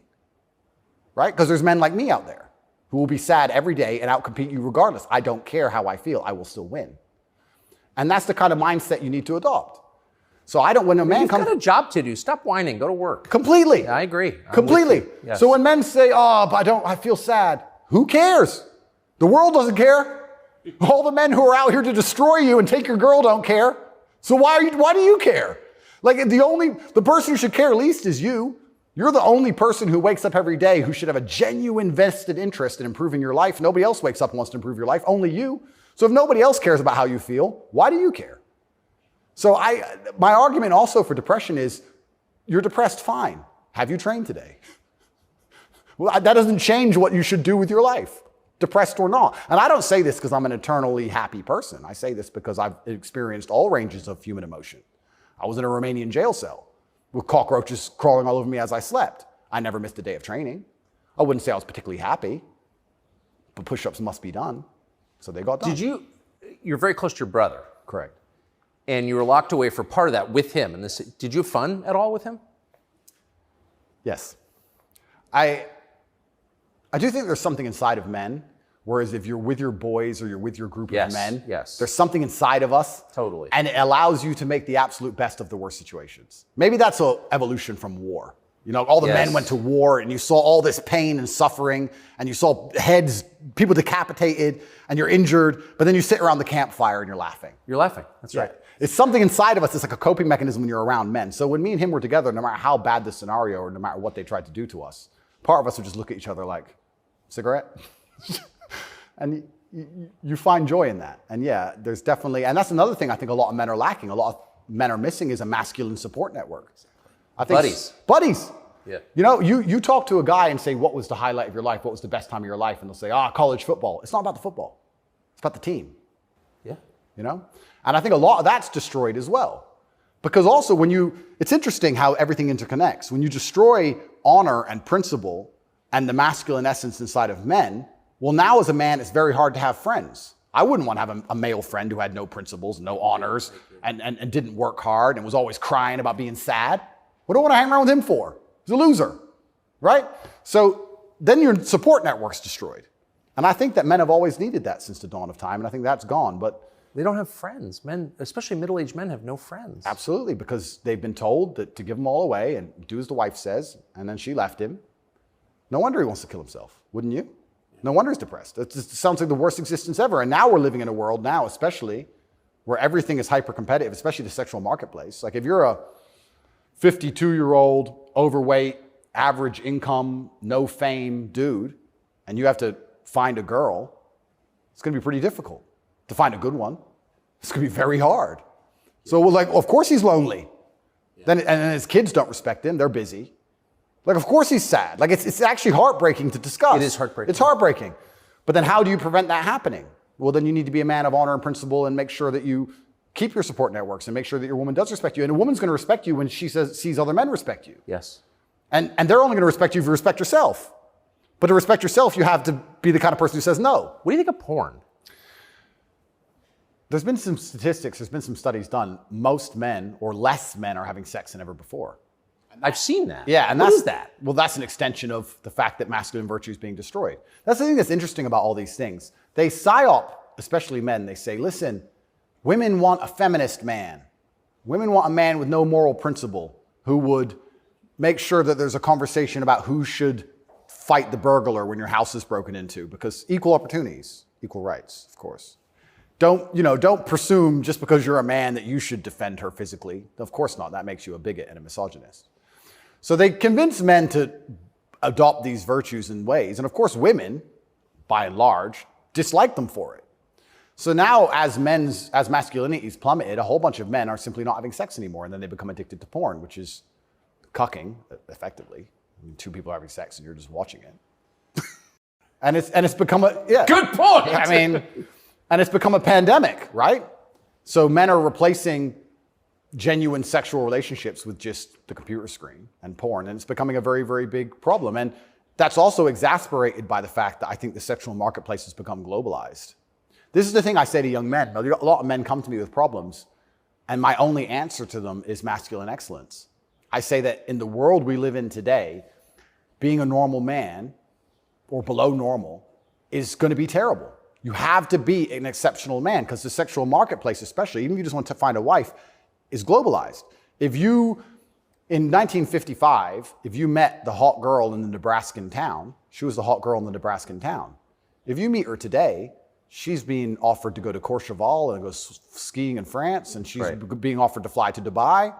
And there's millionaires who can just fly her anywhere and give her anything she wants. And who are you? Right? It's getting harder and harder as a man to even find the most basic human function of reproduction. Even to just find a woman you can reproduce with, it's becoming more and more difficult. You also couple that with the fact that they've destroyed morality in women also. So when you destroy the morality in men and you destroy how a man should act, and then you destroy how a woman should act, you're both going in the opposite direction. Most women out there are very happy to share a man who's just rich and famous, and they don't care. It's right. So if you're the normal guy, there's this rich famous guy with 30 girls. That's 29 dudes who are lonely, and they end up watching porn. And if you have a porn addiction or you have a problem with porn, you have a problem with yourself, because I guarantee if you were the kind of man you're supposed to be, you would have no time for that, and you wouldn't need it. I can confirm that's absolutely and utterly the case. Yeah. So the fact you even need porn shows there's a problem with you as a man, because if you were the kind of man you could be, and I genuinely believe that any man can become anything, then you'd have unlimited sexual options and you would have no interest in that. And I do want to make this clear to the world, because there's a bit of a misconception about my story. My father was in the military and then he left to become a professional chess player. He was a traveling chess player. You don't make money with that. My mother and father broke up at age 9. We moved to England purely because you get more help from the state. I was raised on welfare in Marsh Farm, which is the worst area of the worst town, Luton, with the highest crime rate. I went to a school with a 4% pass rate, single mother household effectively. Started from absolutely nothing, became a kickboxing world champion. Your mother was English? English, correct. So I started at the absolute lowest echelon of life, and I would like to consider myself somewhere near the top now. I've been through absolutely every stage. So when I say to men, you can become anything you want, and my answer to you is masculine excellence, there's no other answer. I can't tell you how to rig the game and cheat the game. If we're all racing a race and I have a Ferrari and you have a Nissan, I mean, sure, you can get a bit better at driving, but you're probably going to lose. You have to get a better character to play this game of life. So that's why I preach masculine excellence, because for many of the world's problems today, porn, sexual access, being respected by your peers, making sure that your wife's going to stay with you after the children are born for a very long time, that's right, being happy, anything, it all comes down to who you are as a man. The only answer is masculine excellence. There's nothing you can do besides hard work, accept the trauma and pain and suffering, and work harder than everyone else around you worked. And that's why porn's a problem. So I will genuinely say to any man out there who finds himself loading up that website, go take a look in the mirror and realize why no one wants to fuck you. Fair. No, and I said this to guys before. If you were a girl with all the choices she has, would you choose you? Think about it. And if you're honest with yourself, a lot of these guys, if they look in the mirror and go, you know what? No, I wouldn't choose me. Work out why and do something about it. Absolute and utter self-accountability. This is something that's also missing. I take accountability for everything in my life. Even going to jail, although it was unfair, although it's a matrix attack, although it's garbage, it was my fault. I sat there and go, what did I do wrong? How can I learn from this? Where is my part to play in this? What did I do? Because my actions are what I have the most control over. I have self-accountability for everything. If a woman doesn't want to sleep with me, I don't sit and say, women are this way, society's that way. I just sit and say, okay, why? What can I change? So any man who's loading up porn needs to go have a long conversation in the mirror and realize that he's not desirable or as desirable as he should be or could be. I come from absolutely nothing. I'm mixed race. My father was black and my mother's white. So statistically, mixed race, single mother household, bad area. I ticked every box to end up in jail. I ended up in jail for the wrong reasons. I guess you fulfilled your destiny. Can't escape statistics. I ticked every box to be a delinquent, and I refused to be one. I absolutely and utterly refused to be a delinquent. I said, no, that's not who I want to be. I want to be a superhero. And I know the only way to be a superhero is to, one, suffer, like Batman did, his parents died, and two, work hard. What does your mother think? My mother's exceptionally proud of me. She still worries because mothers worry. But even when we were in jail, she said, well, I know you're both strong, so, like, she knows she has men. She knows she has, That's pretty great. Yeah, of course. And I think that's what, I believe especially also, I think a man has a duty to his last name. I think we carry the last name. We have a duty to our last name. I am a Tate. I am my father's son. The reason my father is discussed so heavily is because of my monumental success. I keep him alive via my success. I would love to think my son does the same thing. They will talk about my son in a way where they're so interested in his life path that I must be discussed by extension, and then I live forever. So I have a duty to Tate. I have a duty to my last name. I must perform. And this is what I said to my mother on the phone. I'm a Tate. It's fine. Oh, but the conditions are bad. Yeah. That's life. And even as a man today, you're waking up, you want to load up a porn website. You should have respect for your last name, and you should sit and say, is this who I am? Is this what I do? A lot of this comes down to the things we discussed at the very beginning. Self-respect, honor, dignity. Well, you have no dignity? Well, I have too much dignity for that shit. And a lot of these men have no dignity, no self-respect, and it's all an extension. It extends of why they're never going to be who they could be, and also what they do to cope with that. And yeah, porn is a coping mechanism. What do you think of women? I think women are some of the most powerful people on the planet, firstly. A lot of the conversations we're having, most people don't understand that women are the gatekeepers, and women are the ultimate judges. Women are the ultimate judges, especially of sexual access, right? So when I say that maybe 40% of the letters I got in jail were from women, just love letters. Perfume on them and kiss marks. And the traditional masculine role is still respected and loved by so many women. If you were to ask the average woman on the street who hasn't lost her mind, what she wants in a man. She would like to be financially provided for, physically protected. I love women. I think they are the most powerful and precious things on the planet. They give life. But I believe that when you love a woman, you should want to protect her and provide for her and take care of her. I don't believe you love a woman by wanting to do everything she says and cucking to her. I don't believe that because I love women, I should have no standards on what I expect in a woman. I don't think loving women is sitting there going, a woman can do whatever she wants to me and I put up with it. I don't think that's loving women at all. I think loving women is saying, I'm going to be the best man I can be. And the only way I'm going to be a good man is with a degree of standard. And I'm going to be the best man I can be for you. And when I say these things, I get attacked for being a misogynist. Because Well, how is that? I think misogynist means someone who hates women. Correct, because I have conversations with women who are, let's say I've done some podcasts with women who are very promiscuous. And I've explained to them that since the dawn of human time, in every single society across the planet, promiscuity in females has been frowned upon. Yes, that's true. It hasn't been frowned upon in men, but it has been in women. I explained In a big way. In a big way. In many parts of the world to this day, you can't get married if you're not a virgin. I'm not saying all women should be virgins. I was explaining to her that female promiscuity has always been hated. In every holy book, it's disliked. You've bought into this new think for the last 10 years, and you seem to think it's empowering. And I would argue that it's not empowering. And I sat there and had a conversation with this promiscuous woman, and I said to her that she is doing herself a disservice, and she's dishonoring herself, and she's never going to be happy or fulfilled jumping from bed to bed. And I was told that this makes me misogynistic because women are empowered and they can make whatever choices they want, and I'm insecure to believe that a woman who slept with 300 men is somehow changed mentally and her ability to bond and love a man has been affected by that. But it is. That's true. Well, unfortunately, you're going to end up in a Romanian jail cell for being a misogynist. No, I mean, I love women. And so I've seen it, and that is true what you said. The thing that's interesting is that women intrinsically understand this. Yes. Because if you see a woman dislike another woman, what's the first name she calls her? Slut. It's the first thing a girl says to a girl she doesn't like. It's the biggest insult that comes to her mind is that she's promiscuous, right? So it's interesting, but I've been called a misogynist for that. And then I've been on the internet for a long time. I've made some jokes. I've made some videos, and people don't understand satire or comedy. There's one that they keep repeating. I made a joke. Next to my bed, I had a Glock, like many people do, and then I had a knife next to my bed, and there was a comedic skit where it said, the girl caught me cheating, and she picked up the knife, and I slapped it out of her hand and said, you still love me?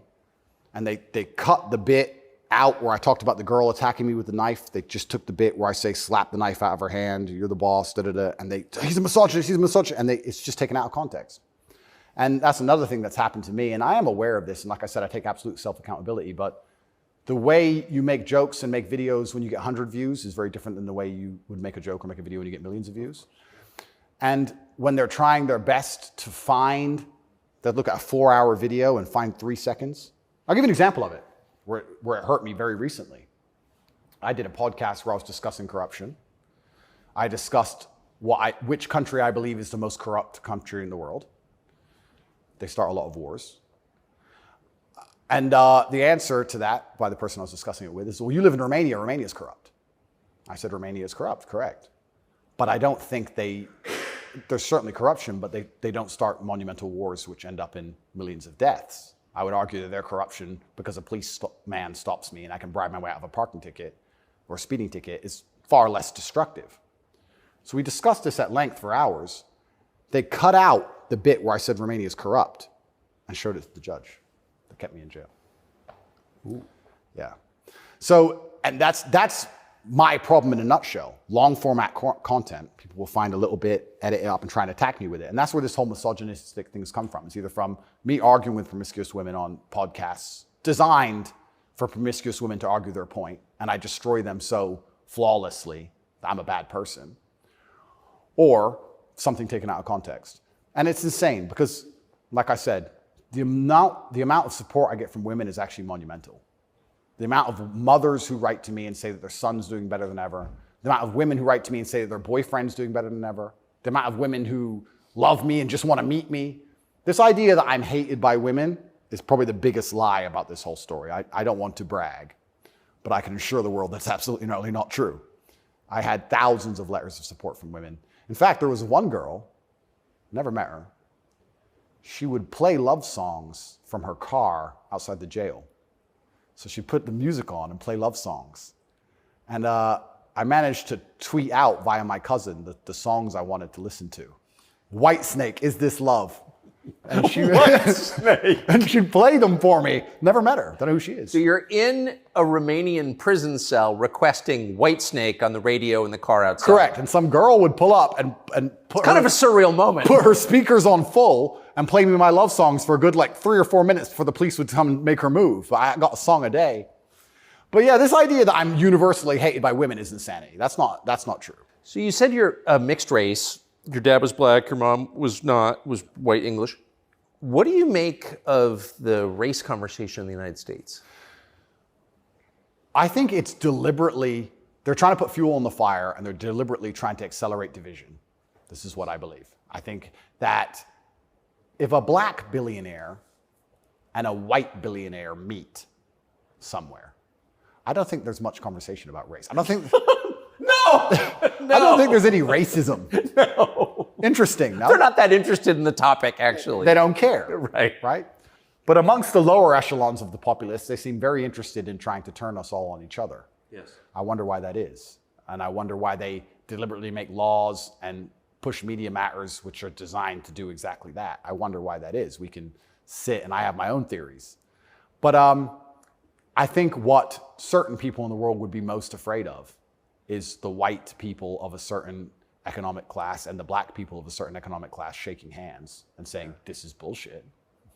I think that would be very intimidating for them. So it's certainly accelerated. And it's also very interesting because as a mixed race person, I will also sit and state, I don't look particularly black. Most people can't guess where I'm from. I've had more discrimination against me for being a straight male than I've ever had for my skin color. I've had more people look at me or have problems with me purely because of my sexual orientation and my generally masculine essence than I've ever had anybody say anything about my skin color ever. And I'll also say, if somebody has a real problem with my skin color, who cares? If someone's that ignorant, who gives a shit?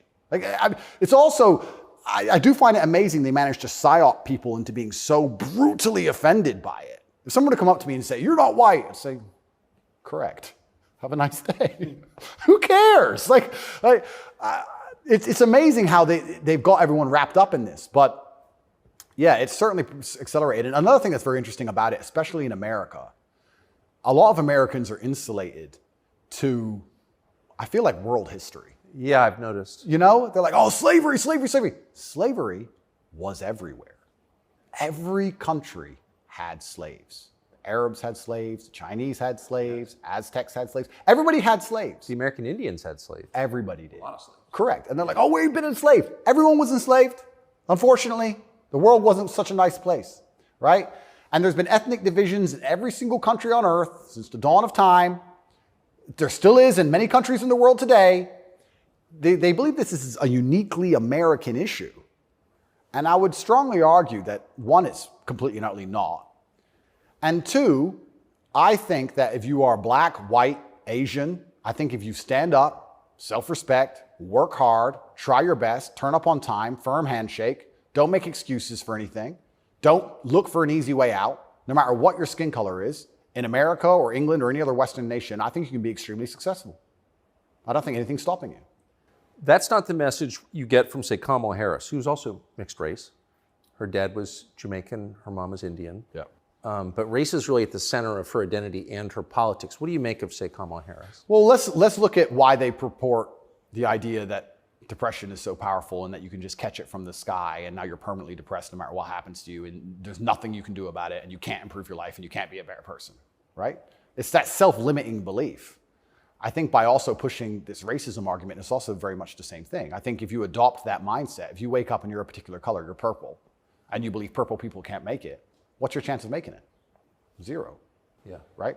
So that's what's so destructive about it. This is what I'll even argue when I argue this point with people and they try and say, oh, but this happens, and they pull out these statistics and all this garbage from the Matrix. I say, listen, even if the world's racist against purple people, the best thing you can do is be such an exceptional purple person that they need you they need you. The only answer is hard work. The only answer is self-accountability, masculine essence, honor, dignity, making your ancestors proud of you because you hold the same last name as them. The answer is the same regardless anyway. But when people like Kamala are pushing this racism agenda, they're trying to say to people effectively, you'll never be anything, and you don't stand a chance of ever being anything. And I think that makes people who aren't anything feel a little bit better about themselves. It's cope. And that's the only fans she has left, are losers who she's told it's okay to be a loser because there's no way you could have not been a loser. And I will argue you could have been something a lot more than that. And you shouldn't listen to anybody who tells you not going to be a loser. If someone were to come to me and say, Andrew, you're mixed race, you're from a single mother household, you're never going to be rich. I'll say, watch me. I don't believe you. I don't believe you. Who are you? So everything she's saying is one, wrong. Two, it's destructive to believe in. Three, I think it's her last hope at having any kind of fan at all because she's largely incompetent. I don't think I've ever heard her put a compendious, coherent sentence together. And perhaps also, maybe that's the reason why she leans so heavily on race, because she's not impressive or competent. So she can say, oh, but I'm this color and I did it, instead of actually talking about how good of a job she's doing. Because if you have to discuss that part of her career or that part of her current life path, I think she'd be in a lot of trouble. I want to show you video of Joe Biden's challenger for the Democratic primary, Robert F. Kennedy Jr.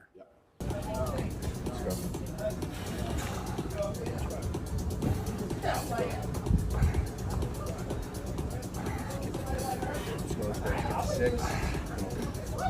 Run it. Let's go. Up.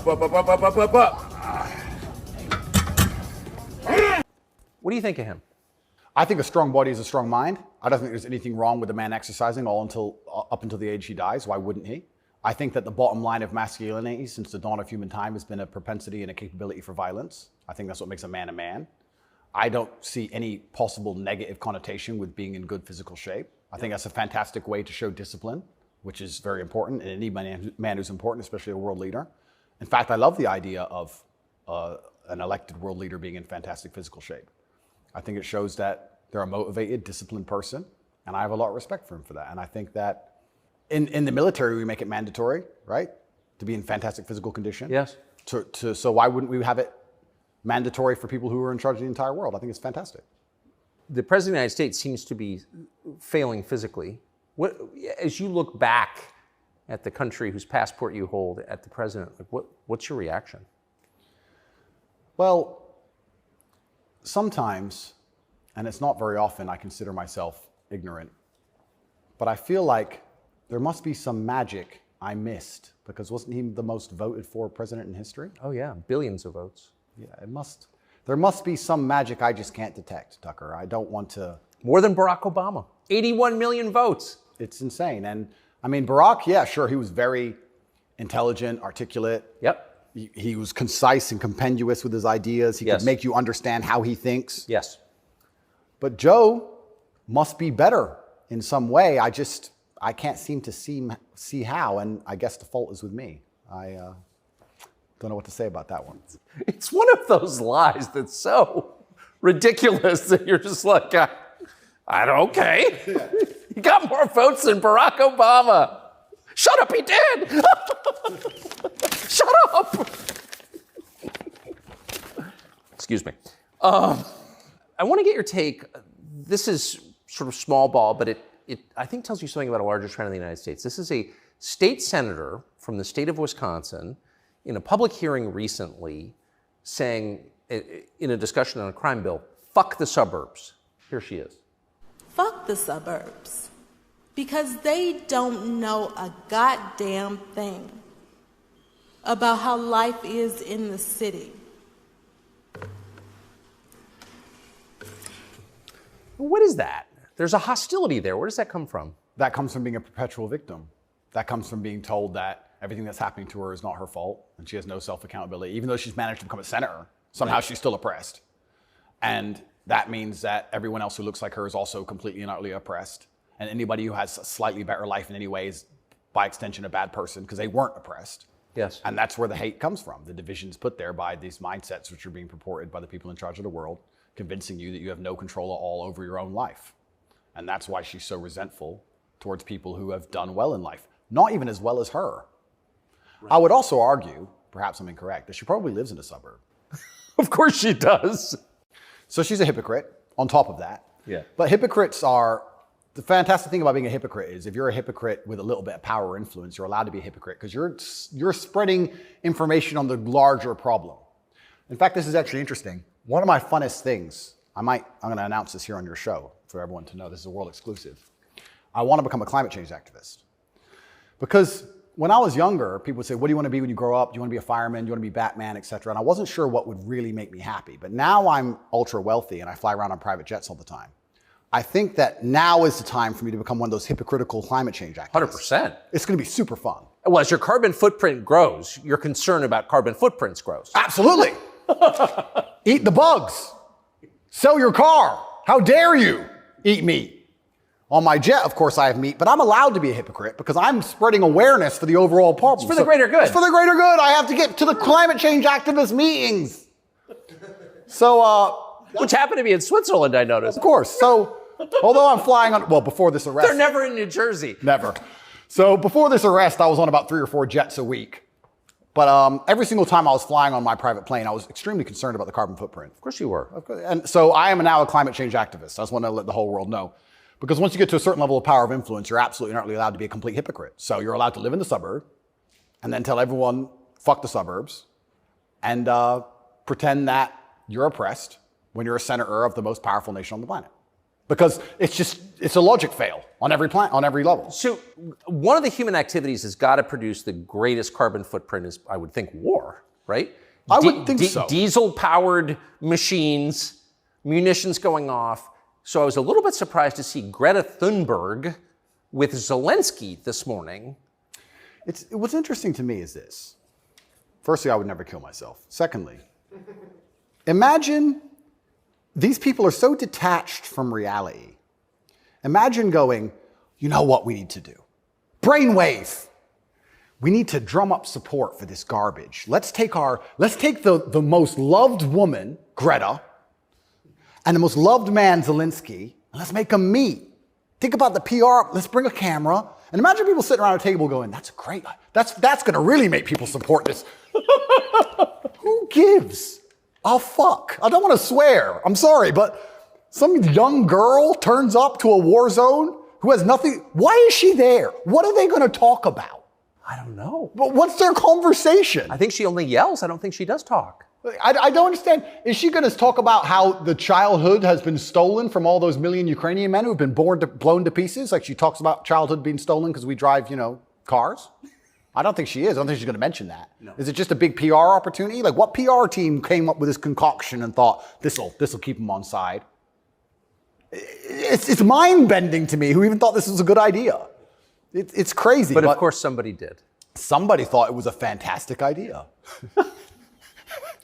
Have you ever met Greta Thunberg? No, but me and her have had some internet arguments. I think you went to prison for it, right? Yeah, correct. Which is amazing because I'm a climate change activist. So I'm on her team. I was in Sweden during COVID. So we could have met. She didn't want to hang out with me, unfortunately. And then now I'm flying around on my jet everywhere, spreading news about climate change. Same thing. Like in my Bugatti, obviously it's got a big engine. I make sure to talk about climate change out the window as I drive. But I'm on her side. She doesn't seem to be very interested. You yell at the serfs as you pass about climate change? Yeah, don't eat meat. Eat the bugs. What's wrong with you people? You don't care about the earth? Like, if you don't start caring about climate change, all those politicians with beachfront property are going to lose their houses. Yes. And they're very concerned about climate change, which is why they bought their houses on the beachfront, so they can be the first to let you know it's coming. The early warning system, right? They're very concerned. That's why they want to be right there on the beach. Quite honorable if you think about it. Kind of on the front lines of the climate crisis. Absolutely. Lead from the front. So good. But one more point about this. Sorry to go on and on. No, I love it. But when I say these things, people, you don't care about the environment. And I try and explain to them, I love nature. You love hunting, fishing. You love nature. I love nature. Passionately. The problem with all of these things is not that I don't like nature. The problem is that nearly any issue which appears to be virtuous on the planet today is Trojan horsed with garbage. That's the problem. I have no problem with fixing or maintaining or preserving nature. I have a problem with them telling me I have to maintain nature, them Trojan horsing my bankruptcy into the middle of it, knowing that nature won't be fixed, then telling me it's about nature and telling me I should agree with it. That's my problem. There's nothing left on the planet, no issue, which isn't Trojan horsed with absolute garbage. Yes. And if you're going to sit there and tell me that I need to give more money to the government to stop the sun from being hot, I'm going to argue with you that I'd rather keep my money. Thank you very much. Yes. So this is the problem with all these issues. It's nearly anything. When I argue against them, people are like, you don't care about the issue. I do. But you're not smart enough to understand that the legislation around this issue is so large, it hasn't even been read by most of the people voting for it. Yeah. And there's something in the middle of it which is going to damage every single person's life, which has nothing at all to do with the issue itself. And most people don't understand that. They co-opt people's best instincts, their love of nature, which is a virtue, of course. Yep. Their love of their neighbors during COVID. Don't you care about your neighbors? Oh, Well, completely. of course you do. And your grandparents? I revere my grandparents. Of course, of course. And you're a bad person if you resist. I was a terrible person for going to Sweden. You're a very bad person. You don't care about anyone else. And that's how they do. It's weaponized virtue. And my opposers, every single virtuous thing that comes out of their mouth is never from a place of virtue. It's from a place of hate. Yes. It's weaponized. And also, and I don't talk about this very often, but people can go right now to tatepledge.com. I donate $25 million a year to feeding children in war-torn countries, especially in the Islamic world, because that's where a lot of the war is. Nobody ever mentions that, ever. Nobody mentions any of the charitable work I do. Nobody mentions any of the lives I save. Nobody mentions any of the people who support me. They don't mention anything at all. They just come along and say, you're a bad person. And I say, well, if I'm a bad person, let's talk about the things you've done to genuinely benefit humanity, besides sit on Twitter and talk shit. Have you ever done anything for anybody ever? Are you capable of doing anything? Because the things that make me a bad person, right? You don't like me for my principles and the fact I stand up for myself and the fact I have parameters and I say no, everything you hate about me. Those are the things that allow me to even do good in the world. If I was like you, mush, goo, I couldn't even help anyone. If you had to help someone today, how could you even do it? You're broke and you're lazy and you're stupid. You can't even enlighten anybody. You can just spread hate. How is that helping the world? These people are a net negative, genuinely. And that's what's so crazy about being attacked for your morality, like I'm being now. And when you're a good person in general, they attack your morality because the people who are attacking you are absolutely and utterly immoral. The ultimate hypocriticism. Ultimate.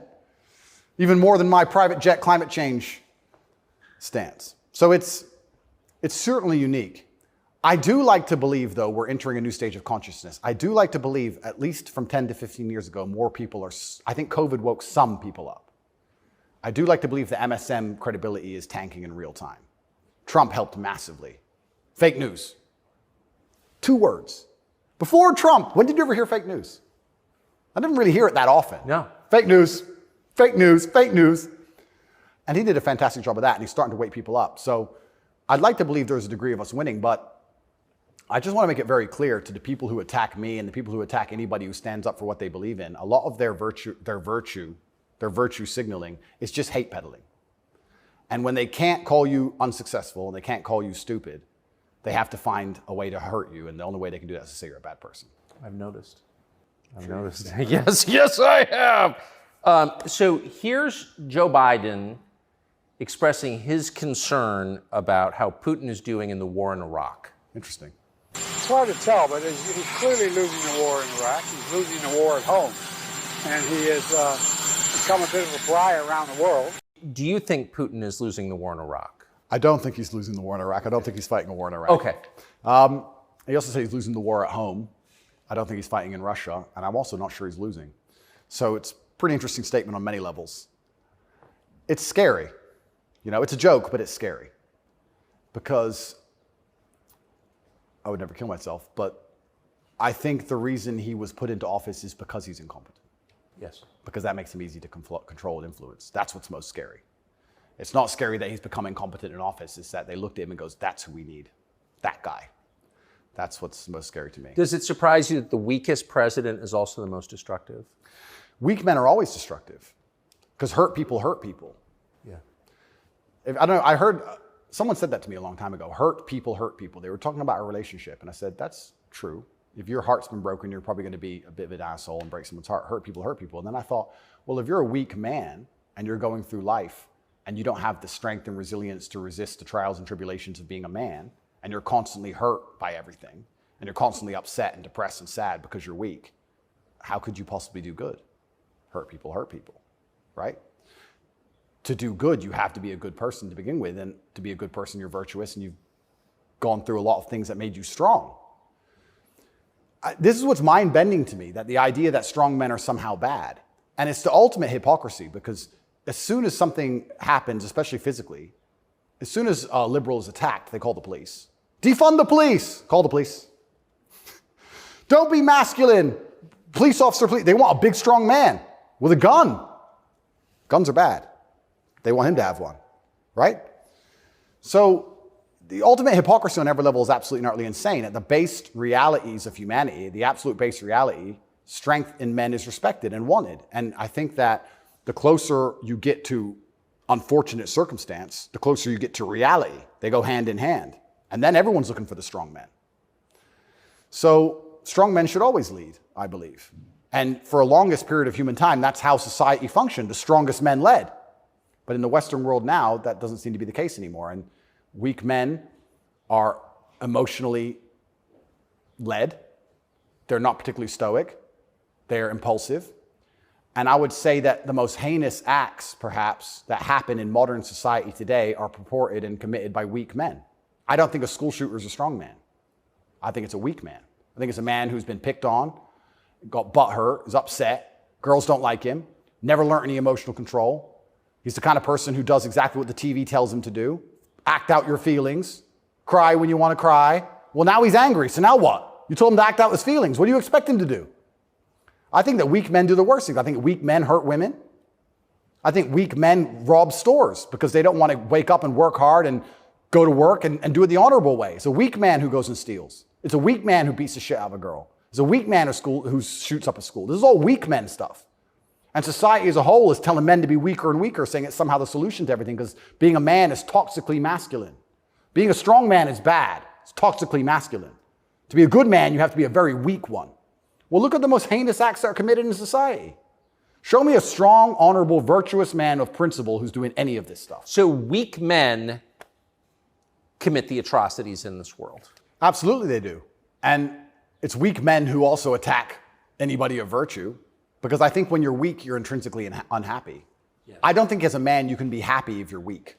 I think happiness and strength go hand in hand. Yes. I think that's how we're supposed to be, right? Even strength of mind, strength of conviction, strength of something. If you're weak, you're going to be miserable. So I do find satisfaction in the fact that most of the men who truly dislike me are miserable and weak. And also, like I said earlier about women being gatekeepers, women are fantastic. Women are they're like a barometer for society.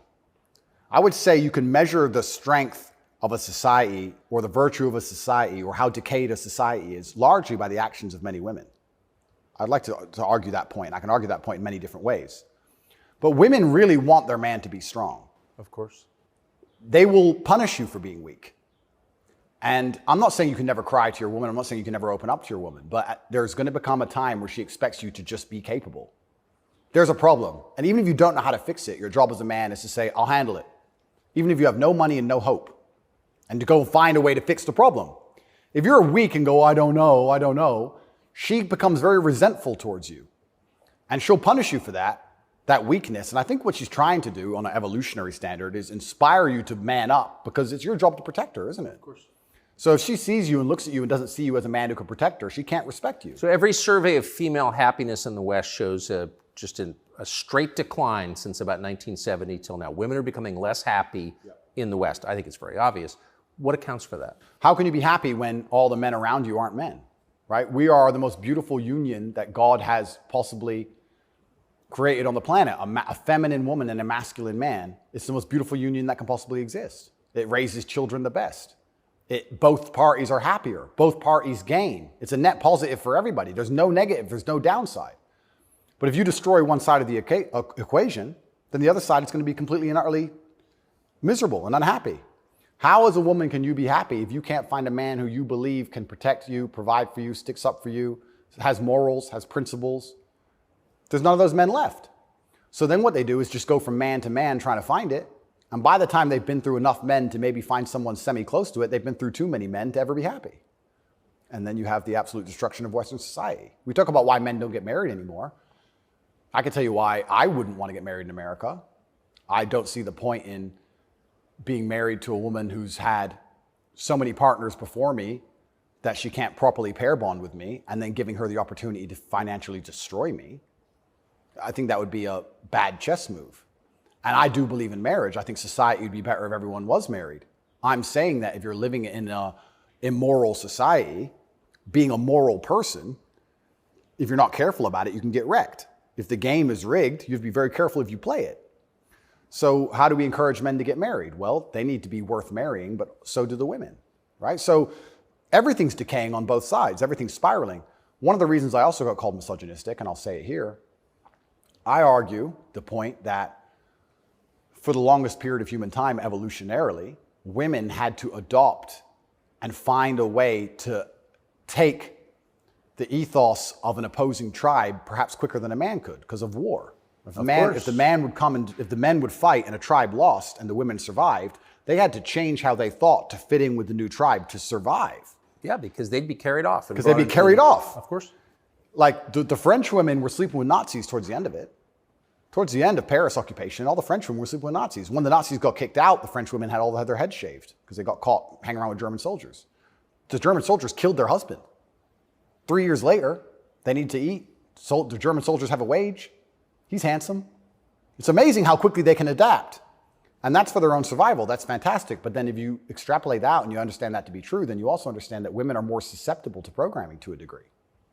I got called misogynistic by saying that if you sit 100 men and 100 women down in front of propaganda, I believe that women are more likely to believe a lot of that. I think a lot of liberals are female. They're more emotional. And it's easier to convince them of something if you use an emotionally led argument, right?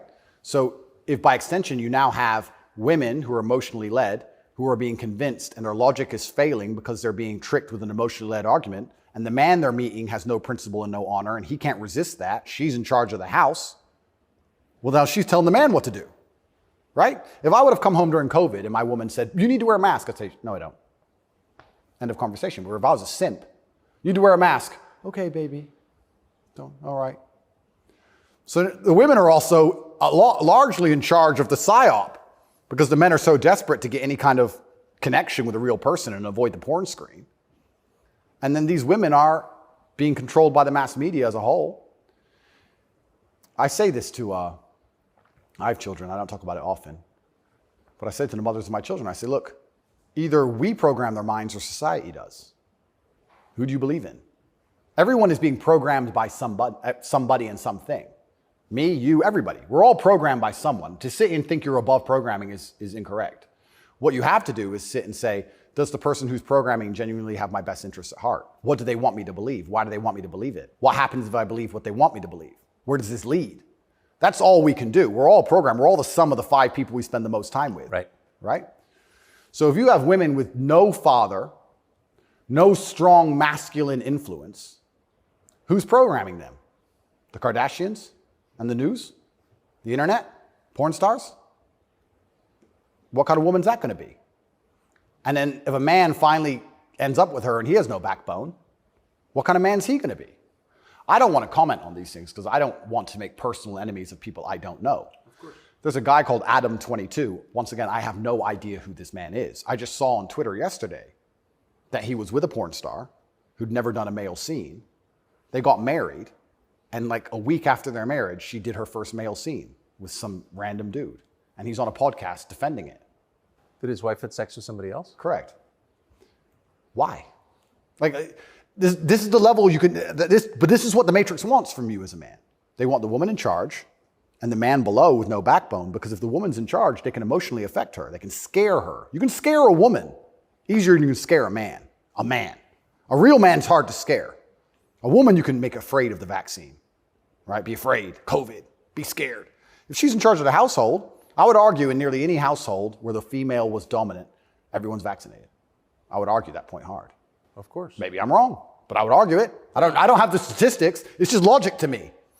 So Talk about women being unhappy. What's actually interesting about the female mind, once again, they're going to call me a misogynist, is that when you're an emotionally led person, you're more prone to chaos. It takes real stoicism to lead.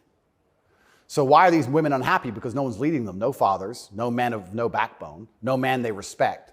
So they're relying on society, which is promoting chaos, and their own mental state. Women will say all the time, my period was coming up, so I was crazy. Like, they'll say that themselves. So without any kind of hard rock of emotional security, to give her a hug and say, don't worry, baby, calm down, it's okay. When you have no hard rock of emotional security and you leave her to her own devices, she's going to be, to a degree, chaotic. And you know who told me this? A woman said this to me. A woman said, most women are closer to a mental breakdown than you possibly believe, day by day. I was like, really? She goes, yeah, and that's what I love about my husband. He makes me feel happy and secure and safe. If I'm starting to have a problem, I know I go to him and he makes me feel safe. He's my rock. There's a woman said this to me a long time ago. Yes. So why are women miserable? Because where are they going to get their happiness from? Where are they going to get their emotional stability from? It's not their job. I don't believe it's a woman's job to be emotionally stable. It's a woman's job to do many other very important things that men can't do. More important. They're better than men at a lot of things, women are. But it's our job to be emotionally stable. Women are better than us at certain things. We're better at other things. And that's why as a team, we're so powerful. To sit and pretend we're all the same the whole way through, then why do we even need each other anymore? Well, I don't think we do.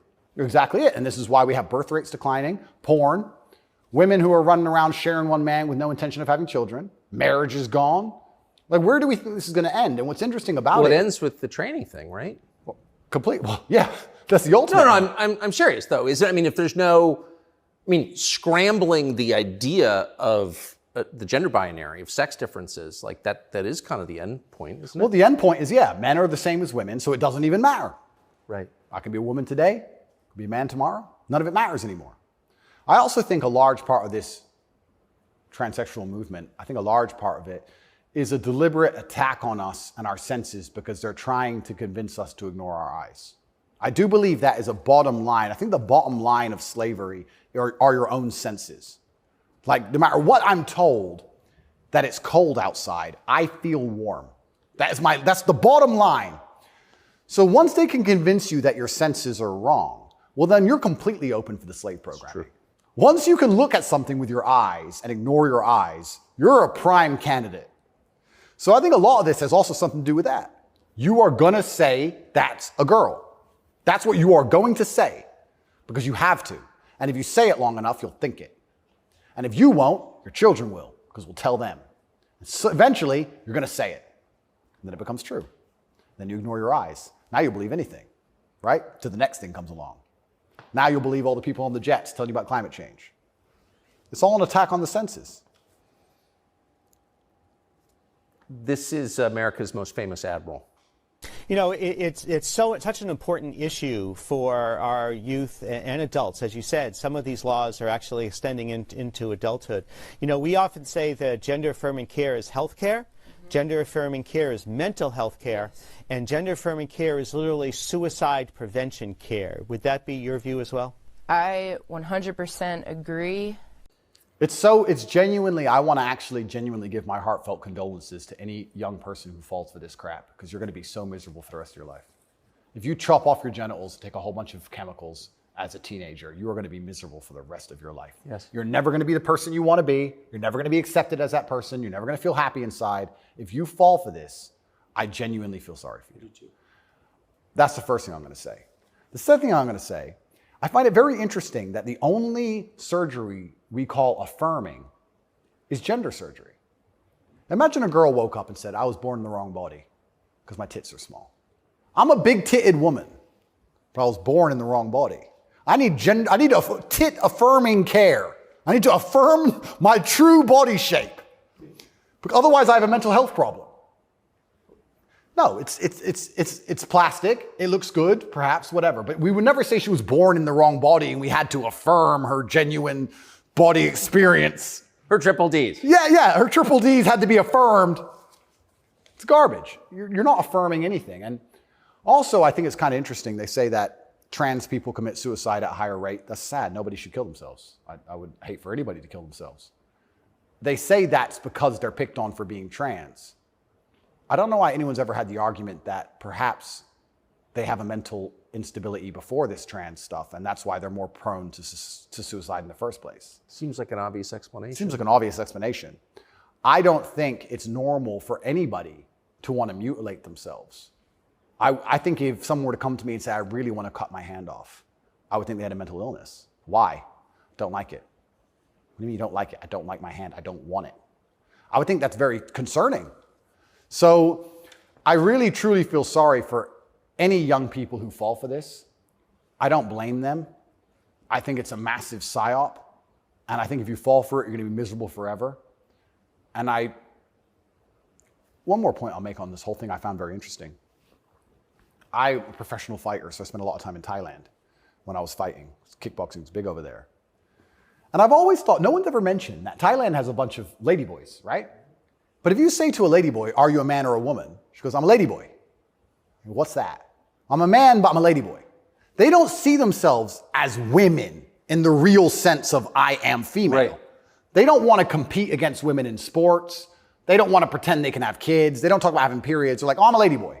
It's like kind of like an in-between. It's got its own thing. India has the same. Yeah, it's fine. Nobody over there is genuinely arguing that they are actually female. Only in America are we doing that. And that's what's the craziest thing of all. Even if you truly, truly believe you need to change gender, and you truly believe it's the right path for you, and you believe you're not being psyoped, and you believe you're going to be happy, and you believe you need to mutilate yourself, that's all fine. But then to come along with the hubris and arrogance to tell me that I have to pretend you're something you're not, biologically. That's right. That's absolutely and utterly arrogant. You can't tell me what I have to call you, right? I'm allowed to come to my own conclusions and opinions. And the whole point of being a human is that we've gone through life long enough to identify patterns. Imagine humans didn't identify patterns. One person went and got ate by the lion. You watch it happen. Then you go for a turn. Like, no, you work out over time. Don't go near the lion, right? If I look at a person who's 6'4", muscularly built, right, with a big jaw and a beard, my brain and my life experience tells me that's quite often a man. That's very often it is. Very often. That's the conclusion I've come to. To come along and say, no, because I've decided to do X, Y, Z, you have to ignore all of the patterns you've identified throughout your entire life and everything you believe to be true. You have to throw away all the science in your entire worldview and everything about how you view the world. You have to eject that from your brain and call me what I want to be called is extremely arrogant. And if I went through the world and said everyone had to call me King Andrew, they'd tell me, shut up. Why? If they can get called whatever they want, I should be able to get called whatever I want. I want to be King Andrew, #1 savior of Earth, climate change activist. That's what I want to be. And if anybody calls me anything else, they're a bigot. That's what we're going to do. If we're going to go down that path, I'm going to make sure that my title is good. Lord of all beasts of the land and fishes in the sea. The most honorable man who's ever lived. The fastest human alive. Who cares? It doesn't matter that I can't run fastest. It doesn't matter, Tucker. I'm the fastest human alive. You must affirm my belief. I'm the fastest man alive. Greatest man in show business. Sorry, Tucker. Best political commentator there's ever been. Let's just go down this path of insanity. Why not? Walk around with stickers on our head. It'd be great. It'd be fun. The scariest thing about all this stuff is that the world is still polarized to a degree because there's certain places in the world which are too close to baseline reality for survival, for any of this garbage to fly. You think you can go to Tajikistan where people are trying to eat and talk to them about gender and all this garbage? They'll be like, listen, you're a man, this needs doing. Shut up, right? There's no time for any of that. So as the Western world is self-destructing in real time, there are places in the world where none of this crap is happening. So who's going to own the world in 100, 200 years? Like, it's still competitive to a degree. It's still bipolar. There's two sides to the world. I think that when men are men and women are women and we stop arguing about dumb shit, that society overall is more competitive. I don't know how America's going to maintain its influence over the entire planet when it's doing all this garbage. How long can this possibly last? Not long. Not long. It's like the fall of Rome. The fall of Rome, everything became decadent, endless sex and orgies. No one had enough faith in the state to join the army anymore.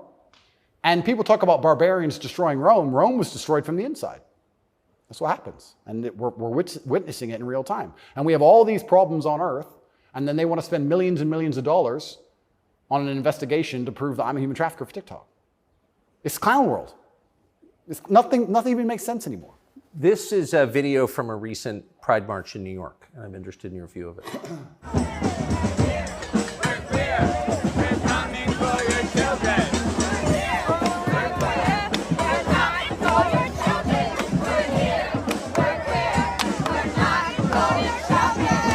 So I have a few points on this. The first point is that it is an unfortunate reality, and I'm not going to be called a bigot. I'm going to talk about the reality that the homosexual community cannot reproduce in and of themselves. So for them to have a community into the future, they do need your children. That's how they think. For there to be a homosexual community in 100 years from now, they need straight people's kids, because only straight people have children. So they're telling the truth. That's the first thing. They mean what they say. The second thing is, I think a lot of this is an attention grab by them. I think they are slightly disappointed in how tolerant many people actually are. I have no problem with gay people. I don't care. I'm gay. Cool. I want to get married. Fine. I'm going to wave my dick in your kid's face. Wait a second. Yeah. They push it to a point where we have to react. And then when we react, they say we're bigoted. Children are innocent, and destruction of innocence is one of the most disgusting things on the face of the planet. It's terrible if a child is killed in a war. It's terrible if a child's mind is warped by any propaganda mechanism. They're innocent.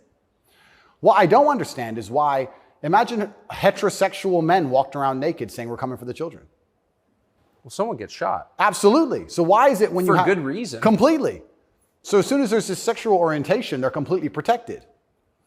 And I think that the whole point of having children as a whole is to instill them with your worldview. I know if I have children, I want them to be like me. We just talked about my last name and how I want them to honor me into post-death.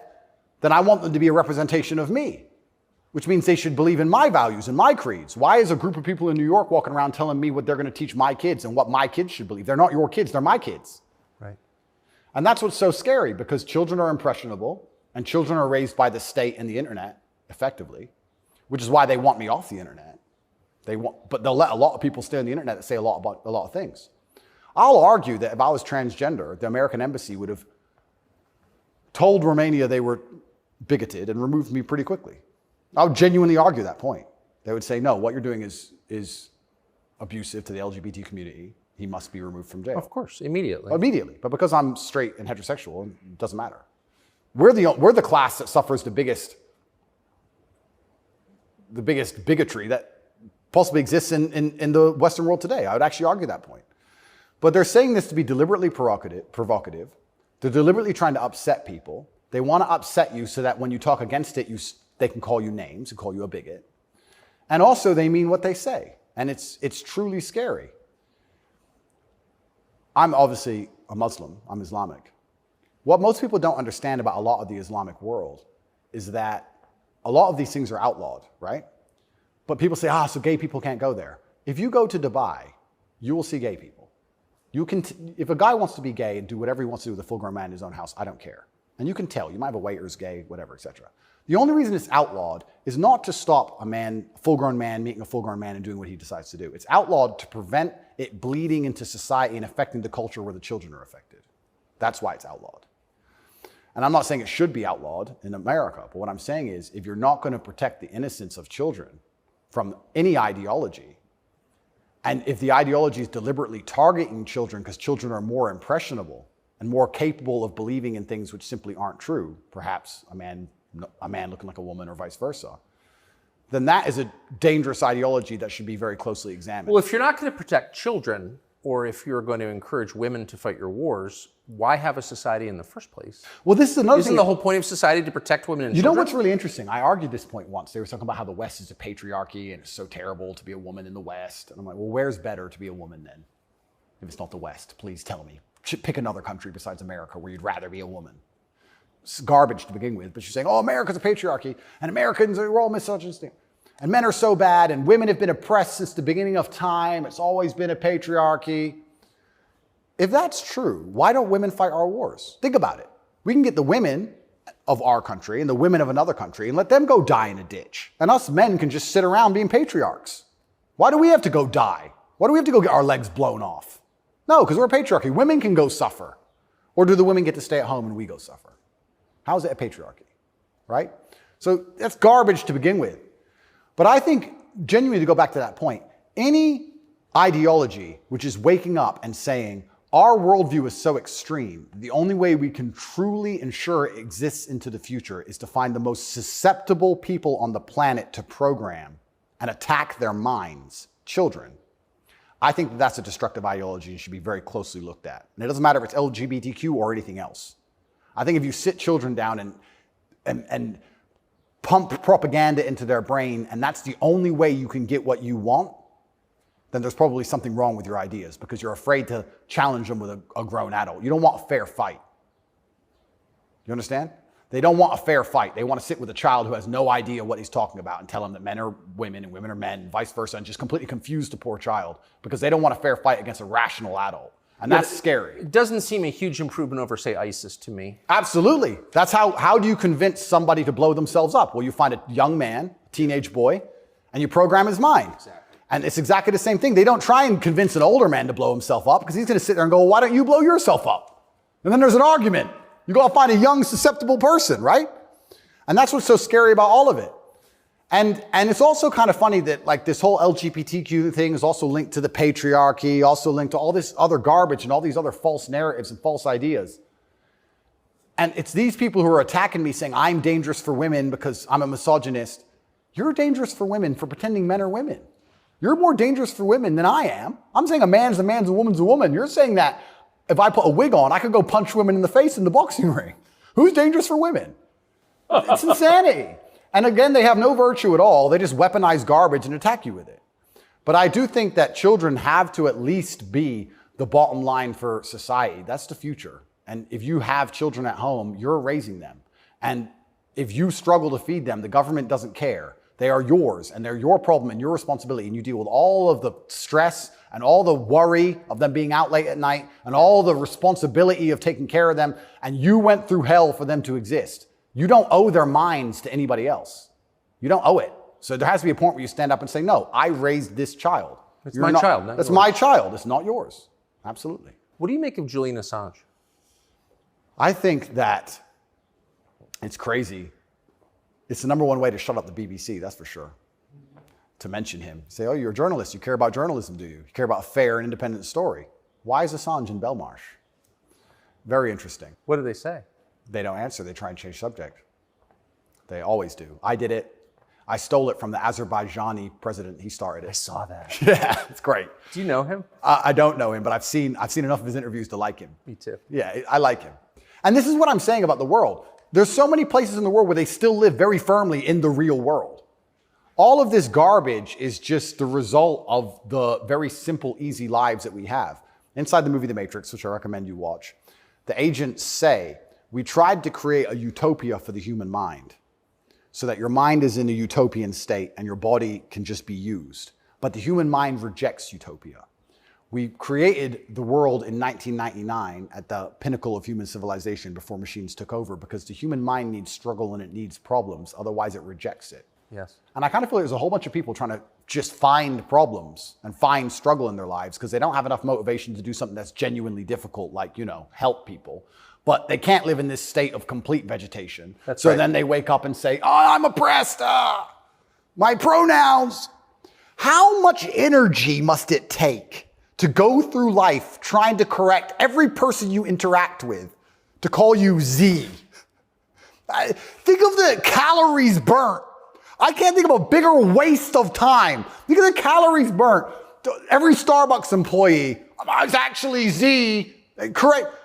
You are a moron, and you are just wasting so much energy. You could put that towards something beneficial. You could volunteer. You could go to the gym. There's so much more you could do with instead of walking around and talking about Z. You sound like a dumbass. But they're just finding struggle because they don't have any actual important struggle in their lives. And that's why it only exists in the decadent West. Do you think the coming famine will change that? Absolutely. I would argue that when the famine comes, I think all these feminists will look for a strong man of resource who is stoic, who has a good network, who's capable and important and respected. It's amazing how quickly feminism disappears. In fact, there's a podcast I did called Fresh and Fit. And I did this podcast in Miami, and I was arguing about gender roles with 7 girls. And during it, they were telling me that they can do anything a man can do, all the usual things, and they don't care, they don't need a man, all this garbage. And some crazy fan knocked on the door for me, and he had a gun. He knocked on the door. You should have seen the women, how quickly they became feminists when I had to go to that door. They all completely changed. Go. Oh, the feminism's out the window. There's no feminists on the Titanic. There's no feminisms in a famine. There's no feminists at war. Where's the feminists? Go to war, right? I remember when Afghanistan, when we did that very well-planned, very thorough evacuation of Afghanistan, and all the schools that we opened for women got shut down by the Taliban. And I was having this conversation with someone, and I was saying, okay, well, you're an Afghan man, right? You've been hired by the Afghan Defense Force, and America's now left, and you have a meager wage, and America's left, and the Taliban are coming, and you're standing outside of the school with your AK, and they're coming with whatever they've got. And you're looking at the school going, do I really want girls to go to school that bad? Not really. Just put it down, you walk off. And this girl's like, yeah, but you know, it's really important. And I'm like, yeah, it is very important. I agree. Women should have education and right the education. Completely agree. But you're also saying here that men should die for it, which is fine. I'm not saying that that shouldn't be the case, but I'm saying that you should give men the respect they deserve for dying for your education. Because it's not the women who are going to defend that female school, it's the men. So if you're going to shit on men all day long and say we ain't worth anything until a war comes, and then you want us to go die? That's interesting. When the famine comes, the closer reality gets towards baseline survival, the closer we become towards our gender roles, because it's the only way we can be competitive. If you took 10 men and 10 women and stranded them on a desert island, the men would be men and the women would be women, because if they didn't, they would die. That's the bottom line. And I think that if you look at history, since the dawn of time, men were masculine, and also men, by and large, were generally ruling the society, not in an oppressive way, but in a protective way. And I think that that means that makes society most competitive. And my argument for that is that if you name any society since the dawn of human time, men were protecting women, providing for women, and basically in charge of the society. And these are societies that never met. So it can't be an idea that spread. The Ming dynasty and the Aztecs, they're pretty far away. But that's how society was most effective. And when feminists argue with me and say, we need a society run by women, I say, well, that's never, ever happened. And if it has happened, they got destroyed so quickly, they never had a history. We can't even name one. So it's a brand new idea, which I'm not saying is a bad idea. I'm saying if it's a brand new idea, you can't tell me it's going to be better because it's never been tried, ever. So we're going to see. But what happens if it doesn't work with the most powerful nation on earth? Right? So we're feminizing men and women have more and more control and more power, which is fantastic. I'm saying this is untested. Who knows where any of this is leading? And our competitors, America's competitors, are still very firm in their gender roles. So it's certainly an interesting period of history we're about to enter. It's very interesting. What's your view of tobacco? I love tobacco. So my diet is particularly strange, I've been told. I live on caffeine and nicotine. So I eat once a day. I eat dinner only. 80% of my calories come from meat. I have 10 cups of coffee a day and 3 or 4 large cigars. So I like caffeine and nicotine. I do too. Yeah, it makes me feel good. Makes me feel like my blood's on fire a little bit. Caffeine and nicotine I think are fantastic. But you're a health guy, obviously. I'm a health guy, but smoking is fantastic for your testosterone level. And I think that's important in a man. I think that's also important in the resistance of slavery as a whole. Is it really, you can feel it? Oh, 100%. And I'm not saying that, smoking's healthy. I'm not saying that, because I also train exceptionally hard every single day. And when I was professionally fighting, I didn't smoke. But I think in general, testosterone level is a fantastic way to measure your overall health as a man. But nicotine has a positive correlation to testosterone. Absolutely, levels. it's been proven. Yep, it's been proven repeatedly. So that's why I love nicotine so much. And then caffeine, I love to have that little bit of, not jitter, but I like to feel energetic and I like to be hungry. My optimal state is hungry, but energetic. That's how I get the most done. I don't like eating. If I eat, I feel full, I feel lethargic. I like to, Totally. Yeah, I like to be hungry and 1% irritable from my 5th coffee and a bunch of nicotine inside of me. That's how I like to perform. So yeah, I think it's a good thing. And it's interesting how focused the people in charge are on nicotine. Yeah. As fentanyl becomes really common. Yeah. 100,000 people die a year from it. Yeah. Nobody notices, but they're still trying to shut down not just tobacco, but non-tobacco nicotine devices. Yep. Why? That's a really good point. We could argue it's down to testosterone level. I don't know if you ever saw the study which linked people's testosterone level to their ability and capability to disagree with something. So they did a study which is pretty self-explanatory. The higher your testosterone level, the more likely you are to disagree with a point. And the reason for that is because, especially in older times, if you're going to disagree with something, you had to fight over it. Yeah. If you're going to say no to somebody or some tribe or some person, there's a high chance that you're going to have to fight that person. You have to defend your idea. If you don't have the propensity or the capability to defend your idea, then why would you go against the ideas of the people who are stronger than you?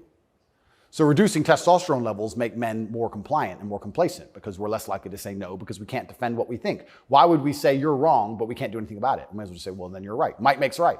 Right. So reducing testosterone levels in men is something which I believe they're trying very hard to do. And if you read the studies, they're succeeding. Testosterone levels have gone off the edge, off the cliff. And perhaps that's why they attack smoking so heavily. I understand that smoking a lot of cigarettes can be very bad for you, but I think everything in moderation. And I think that overall, I would rather smoke a few cigars today and maintain my testosterone level, which it's good for, than not. I think the benefits outweigh the negatives. Couldn't agree more. And my final question is about digital currency. Yep. Do you think it's inevitable, and what would its effects be? CBDCs are inevitable, and they're scary. They're super scary because it's the final absolute realm of control. I mean, they're already removing cash from society. I think they say that just because they want to be able to trace things easier, and that's certainly part of it. But I also have another theory on it. I think if you have a $50 bill, and I give it to the barber for my haircut, and then he goes and buys groceries with it from the grocer, and the grocer goes and gets his car washed. The $50 goes from place to place, and after 20 or 30 transactions, the $50 bill belongs to somebody, and it's worth $50. Whereas if I pay by card, 1.5% goes to the bank. And then if he takes the money I've given him and pays for the groceries, 1.5% goes to the bank. And after the groceries have been paid for, when he goes to get his car washed, 1.5% goes to the bank. So after 20 or 30 transactions, the $50 is gone, the bank has it all. I think that's why they're so desperate to get rid of cash. It's interesting. CBDCs are the next level because once the money's completely digital, then they control everything you do with it. They control where it goes, but they can also control how and when it can be spent. Imagine some terrible future dystopian society where your money arrives and they say it can only be spent on food, or it can only be spent on vegetables because you've had too much meat this week, or you can't buy transport to a particular area because there's resistance to government oppression in that area. So your money won't work for trains right now because nobody can go down there because we don't want everyone in a large group. We want everyone at home in their pods. And they can track everywhere it goes, and they can also track how it's spent, and they can control how it's spent. They can put a time limit on it. You have an hour to spend this money. Scary. Like, think of all the ways they can inflict control over it. And I think this is actually one of the reasons why also I'm disliked. The BBC said this to me when they interviewed me. They said, Lucy, the very intelligent BBC reporter, said, word for word, you have a Bugatti and a cigar, and that means it comes with a side order of misogyny. I said, how does having a Bugatti and a cigar come with a side order of misogyny? And you can order misogyny on the side? Looks like it. It's like a sauce. And she repeated it because she couldn't. Yeah, you have a Bugatti and a cigar, and it comes with a side order of misogyny. So I was like, but they're not sending their best. Yeah, I don't think they have any best, to be honest. But the point they're making, what she doesn't realize she's making, because she's not smart enough, but what she wanted to say, but she couldn't say in a way which sounded negative, is financial freedom is required to a degree to resist. The reason I'm also disliked is because I'm financially successful. If I was broke, they wouldn't care what I say. But I inspire young men, all of my fans, to become wealthy. And you'd think that'd be fantastic for the society, right? He has millions of young men. He's teaching them to work hard. He's teaching them different ways money can be made. He's teaching them to be fantastic salesmen. He's helping the society. No, because if you have a whole bunch of money, then you can sit and say, no, I don't need your wage. That's bullshit. There was a video very recently of a guy in England taking down all the English flags and putting up pride flags. And a guy screams to him and goes, bro, you're taking down the wrong flag. And he replied, I know, mate. And the point is, what can I do? I'm a flag guy. If I say no, someone else will do it. Kids got to eat. So by keeping your money enslaved, they can keep you enslaved. You got to eat. They don't want men to be financially free. If you're financially free, if you have enough money in the bank, you can one day go, you know what? I don't want your money. Even me now to this day, I've done enough and I'm successful enough that it's very hard for them to buy me. They come along, well, I would never sell my soul anyway because it's not who I am as a person. But if I was destitute, they could come along and say, Andrew, you have all this influence. We're going to change your message. You're going to say this. We're going to give you 10 million. Okay. You can't buy me. Can't buy Trump. He's rich already. He's rich and he's 80, 70 something. You think he needs more money? He doesn't care about money. They don't like that.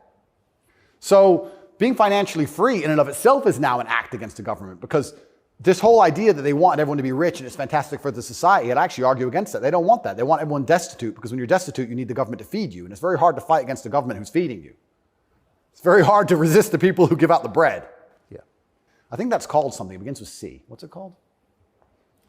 Interesting.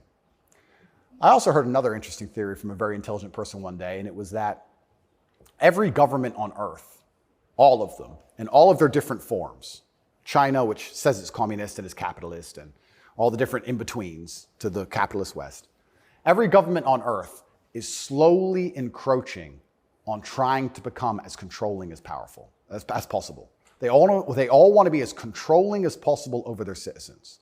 Communism is the end result of the most control a government can have, effectively, or some version of communism. But every single government on earth is slowly trying to get there bit by bit. And the only thing that resists them getting there is the populace and how much the populace will accept. And depending on how malleable the populace is, depends on how quickly they get there. But every government wakes up. It's kind of like AI. Have you ever heard the robots are going to destroy us all because they wake up and go, we don't need the humans anymore? Their end goal is just survival. If a government is the same as an entity, its end goal is more and more control. And that's all they're trying to do every single day with every law they pass, with the climate change law. They don't care about the environment. They want more control. Of course. And the more and more control they get, the final end result, if you give them what they want, is absolute slavery for everybody. So you have to be very careful, because that is their ideal government. The ideal government is where everyone complies, everyone obeys, everyone's